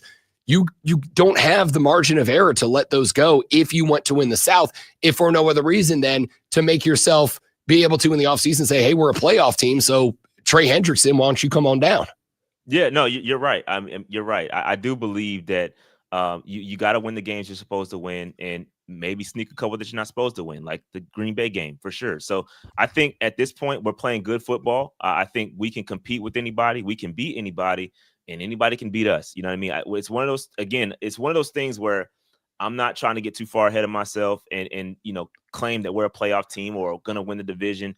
Just the one game at a time. Let's see how it goes. And I believe that the Panthers are now in a situation. And again, I can't believe I'm saying this. I haven't felt like this in a long time, but we're actually dictating how teams play against us, right? We have something that needs to be stopped, right? You have to stop Rico, right? And when you have to focus in on Rico, it opens up the field for everybody else, right? You're going to start to get T-Mac involved. You're going to start to get Xavier Legette involved. You're going to start to get Coker involved. And so now you're starting to see the coaching really come out to play. And so I think, man, we're in a good spot. I think it's really a good spot for the Carolina Panthers. Like you said, we do need to get this W at home against the New Orleans Saints. They're a beatable team, a one-win team. We should win this game. We should not get caught slipping if we have eyes on the playoffs. I don't think anybody in the fan base is expecting playoffs this year. I think that the fan base is really, hey, just get us to 8 and 9, get us to 9, get us close to 8 wins as possible. And I think the fan base will be satisfied. I think anybody would be okay with that. But the closer we get to it and you start to taste it, I think the fan base will get hungry. And so we're almost there. You kind of just want to dip the toe in the water, but not quite. So we'll see. We'll see. No, I get it. The Saints won their Super Bowl in 2009, and I said for years, like, oh, if we get one, I'll be a happy fan for the rest of my life. I'm not, dog. I'm not. Like, I want another one. All right? It just is what it is. But that's how I feel, though. Just give me one Super Bowl, and I'll never complain again. You will, but I understand it. I promise. All right. Let me ask you one more football question, and then one more question about the deadline, and then we'll get you out of here. The Panthers on a 4-game win streak now when Bryce Young starts. The 1L was the Buffalo game. Andy Dalton got that nod. Here's the thing, and you and I have talked about this a few times, but I want to see now with a 4-game win streak behind you, the perspective you're looking at it through. In those 4 games, like, there's no games where BY's going off for 330 and 3 touchdowns, right? They're all, 125, 140 yards, 1 touchdown, no interceptions, smart with the football. I said coming in this year, like, Bryce Young's got the accuracy, but it, to me, is about being efficient out of the quarterback spot as he continues to grow. That's what you've gotten out of the guy. I look at the Packers stat line. You look at it on paper, it doesn't look all that impressive, but you got the dub. Where are you with Bryce Young? Do you think this is an opportunity for Carolina to open up the playbook a little bit for him? Or do you just kind of stick with, hey, man, look, we're going to have you throw it 22 times. We need you to get us 120 yards and a touchdown, and we're good with it? Yeah, I mean, it's easy to isolate Bryce Young and talk about Bryce Young, but it's impossible to talk about Bryce Young as a player individually without talking about what's around him, right? Sure. You talk about the defense. I think the defense is the biggest help for Bryce Young, right? You're getting the positions where he doesn't have to be Superman. He doesn't have to take over games. The defense is turning over the football. They're getting the football back in good, field position. The special teams area is helping out a lot. And then you talk about Rico. Like, Rico is keeping the down and distance short, so where he doesn't have to go out there in his 3rd and 8 and force a football into tight windows and make a mistake. So everything around Bryce is what's making Bryce be great. And that's what every quarterback needs. That I'm not specifically targeting Bryce Young and saying he's nothing without, or he can't elevate the players around him. What I'm saying is, everything around Bryce Young is helping Bryce Young be the best Bryce Young he can be, right? He doesn't have to be Superman. He doesn't have to take over games. You don't have to put the team on your back and throw it for 34 times a game and then put yourself in a situation where you're putting the ball at risk in harm's way. You know what I mean? So I feel like Bryce is doing a great job managing the game. We talked, when Cam Newton was calling guys game managers, that's what Bryce Young is. He's a really good game manager. He's not turning the football over as much as he was in the past, right? He's got the run game going. And when Rico is running for 150 plus, it makes life a lot easier for Bryce Young. And so it all boils down to that. Bryce he's hitting guys that are open, guys are catching the football. These are things that were not happening last year. We didn't have the run game last year. We didn't have a good defense last year. And now those things have flipped. And now you're starting to see Bryce Young be successful. I respect it. All right, give me a 60-second thought. Nothing at the trade deadline. Shocking, unsurprising. Not surprising at all. I think the Carolina Panthers they're feeling like me. I think when you talk about the front office, they're like, hey man, we're okay. I think let's see what we have in our young guys. We're not in a situation where we think we're one player away from the playoffs or the Super Bowl run. So we don't have to do that. I think we have really good cap space going into next year. We've got to start to focus on taking care of our own guys next year. So I don't think there's a need for us to go out there and get a pass rusher or anybody else. I think you got Princely. Let's see what we have in those guys. They're never going to get the opportunity if you continue to trade for guys and put guys ahead of them. So let's see what we have in Princely. Let's see what we have in Scourton. Our linebacking core with switching Trevin Wallace and Roseboom has been great. Those guys are now playing better. So you don't have to go out there and get additional guys. You know what I mean? So we're good. You know what I mean? I think we're in a good spot talent-wise. Let's coach what we have. Let's see what we have. And then next year you can kind of put yourself in a position to be a player in the free agent market. Come on, you can't pass it. Roseboom. It's my favorite name in football. I have unfortunate news, Rashad, which is this will be the first Saints at Panthers game that I will not attend in person since I moved here. That's only because in 2 weeks, the wife surprised me with tickets to go down to New Orleans and watch Saints Falcons, and I had to pick. And while I love you, dog, I'm going back to my home in the Dome. That being said, Saints figure out how to win this game. I might drive my ass up Sunday night to come drink that liquor in person, buddy. Man, we'll see. We'll see about that. Let's make it happen. We'll make it happen for sure. Rashad Beard, host of the Panther Nation podcast. Follow them on X at Panther Nation PC. More importantly, get at them on the YouTube channel. They are live. They put up content all the time. And if you're a Panther fan, you will not find any better anywhere else. My guy, appreciate it, brother. Good to have you back. We'll talk to you next week, and one of us is going to be sad. Yeah, it won't be me. Keep pounding. Oh, shucks. Rashad Beard, Panther Nation podcast. Denton Day of SiriusXM's College Football Overtime next to break down the college football weekend on the Rob Brown Show and the Fan Upstate.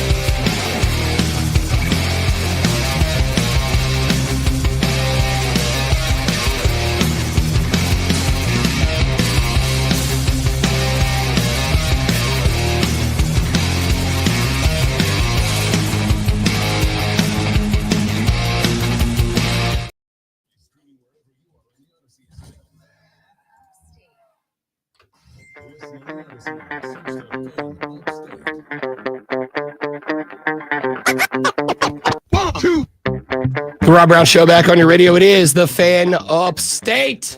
Let's go to the phone lines now because we have got what on its surface maybe doesn't look like the sexiest weekend of college football we've had all year, but there are a lot of implications, a lot of storylines that could develop this weekend to talk about that. There is no one I would go to before I go to the voice, the host of Sirius XM's College Football Overtime. Joining us here on the show, Denton Day is with us.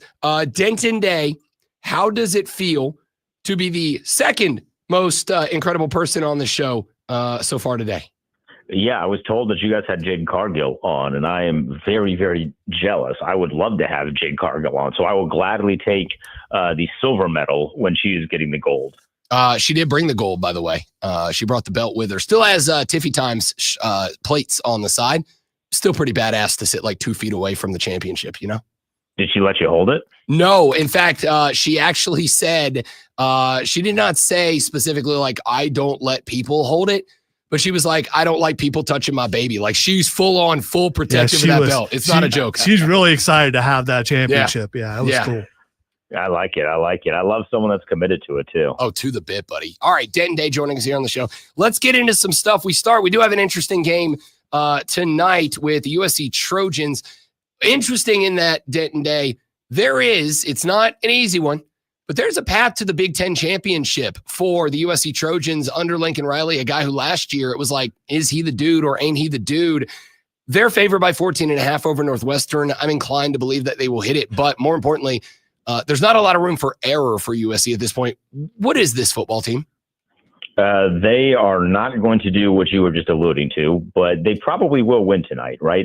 They're a football team that I think had high expectations once we saw them play early in the season. I don't know that anyone entered this season thinking they were going to be awesome, but they put together in the first few weeks some really exciting performances. You had that game against Illinois where you're kind of kicking yourself and like, well, they should have won that one. I don't know how they let Illinois come back and win that one. And that ultimately is going to be what bites them in the rear end. You could also kind of say something similar for the game against Notre Dame, where it felt like they had that one in the bag and then they found a way to let Notre Dame come back and win that one.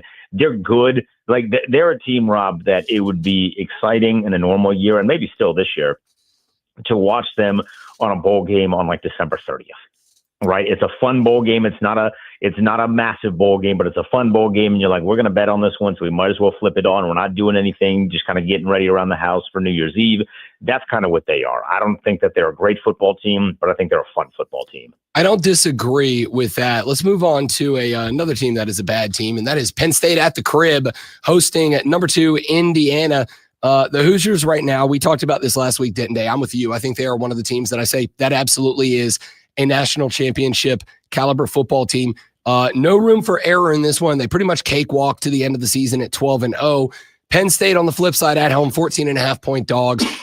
This team is absolutely and thoroughly cooked. Well done at this point. Is this a game Signetti and Mendoza go hang another 50-pointer up there and get those style points, JIC? Yeah, this is a blowout waiting to happen, solely for the reason that Signetti is a sicko and he wants to prove that Indiana is better than Ohio State. So if Ohio State beat Penn State last week 38-14, at the very minimum, he wants to score 40 to point to the committee and say, hey, they played that team last week. We played them this week. Look how much better we did against them. We should be ranked number 1, better resume. We just played the same opponent, beat them by more. It's the second time that's happened with the Illinois, situation in there as well. That's very notable, at least. So I do think this is going to be laying the 14.5. And if you're a savage, maybe putting a little bit more on it. Maybe you can get to 16.5, get yourself a little bit of plus money. This is going to be a blowout in every way, shape, and form. All right, let's move to the College Game Day game of the weekend. I think it is obviously the game of the weekend in Lubbock, Texas. The BYU Cougars on the road to Texas Tech. Right now, Texas Tech minus 10.5. I got 2 things about this game, Denton Day, and I want you to tell me where you're at on both of them. Number 1, am I bananas for thinking there's a possible BYU cover because they run the ball well and they can turn this into a slugfest and just slow this game and take Texas Tech out of a rhythm? And number 2, is this A, an eliminator game for Texas Tech if they were to lose, and B, sets up a situation where if BYU was to lose to this game, they are sitting on the razor's edge to get in? So I guess the convoluted but simple answer would be it's an eliminator game for neither, but I do think a loss for Texas Tech would eliminate the potential of a second Big 12 team getting in. So I still think there's an avenue for Texas Tech to get in as long as they're in the Big 12 championship and win it. But I do think it would eliminate the potential of them getting an outright bid. So that's a convoluted but simple answer to your question.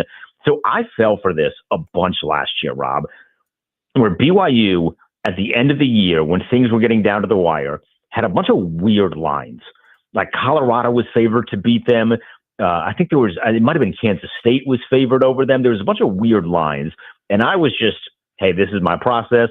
If it looks fishy, I'm going to go with it because I think a lot of people will go the opposite way because everyone's, enjoying BYU. So if Colorado's favored, I'll just jump on Colorado, whatever.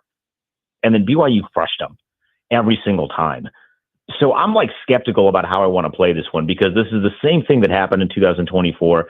It's happening now. Now, I do think with Texas Tech, Baron Morton playing is a huge difference. They have not lost a game by single digits with him playing, and I think that means something. The offense is just incredibly high-powered when he is their quarterback. But this is a different beast, right? He hasn't played a team that is as good as BYU. So this one scares me a little bit because my mentality is if the line stinks, I'm going to go with it. But my analyzation is similar to yours where I'm I don't think BYU is that much worse than Texas Tech. And it's not like Lubbock is this all-encompassing, dangerous environment to play in. It's a great home field environment, but it's not a Penn State whiteout. It's not LSU at night. It's not nearly in those sorts of lists. So that number is very, very frightening to me. I would concur with all of that. One or two more games, and then I've got a couple of questions for you before we get out of here. Texas A&M at Mizzou. 30 seconds on this one.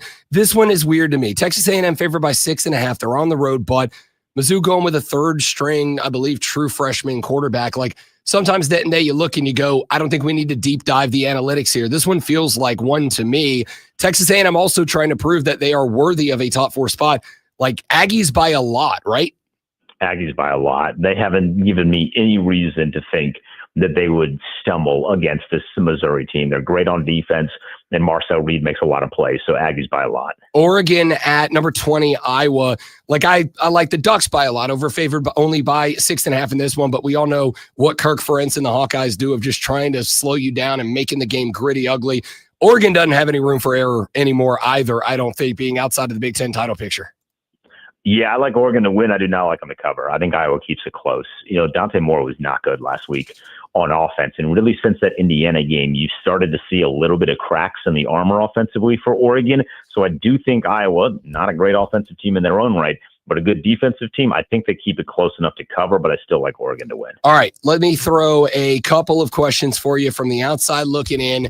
Outside perspective, South Carolina to me, the most disappointing team in football. Not in that they were a championship contender, but expected not to have the dead last ranked offense in the Southeastern Conference with Lenora Sellers at the helm.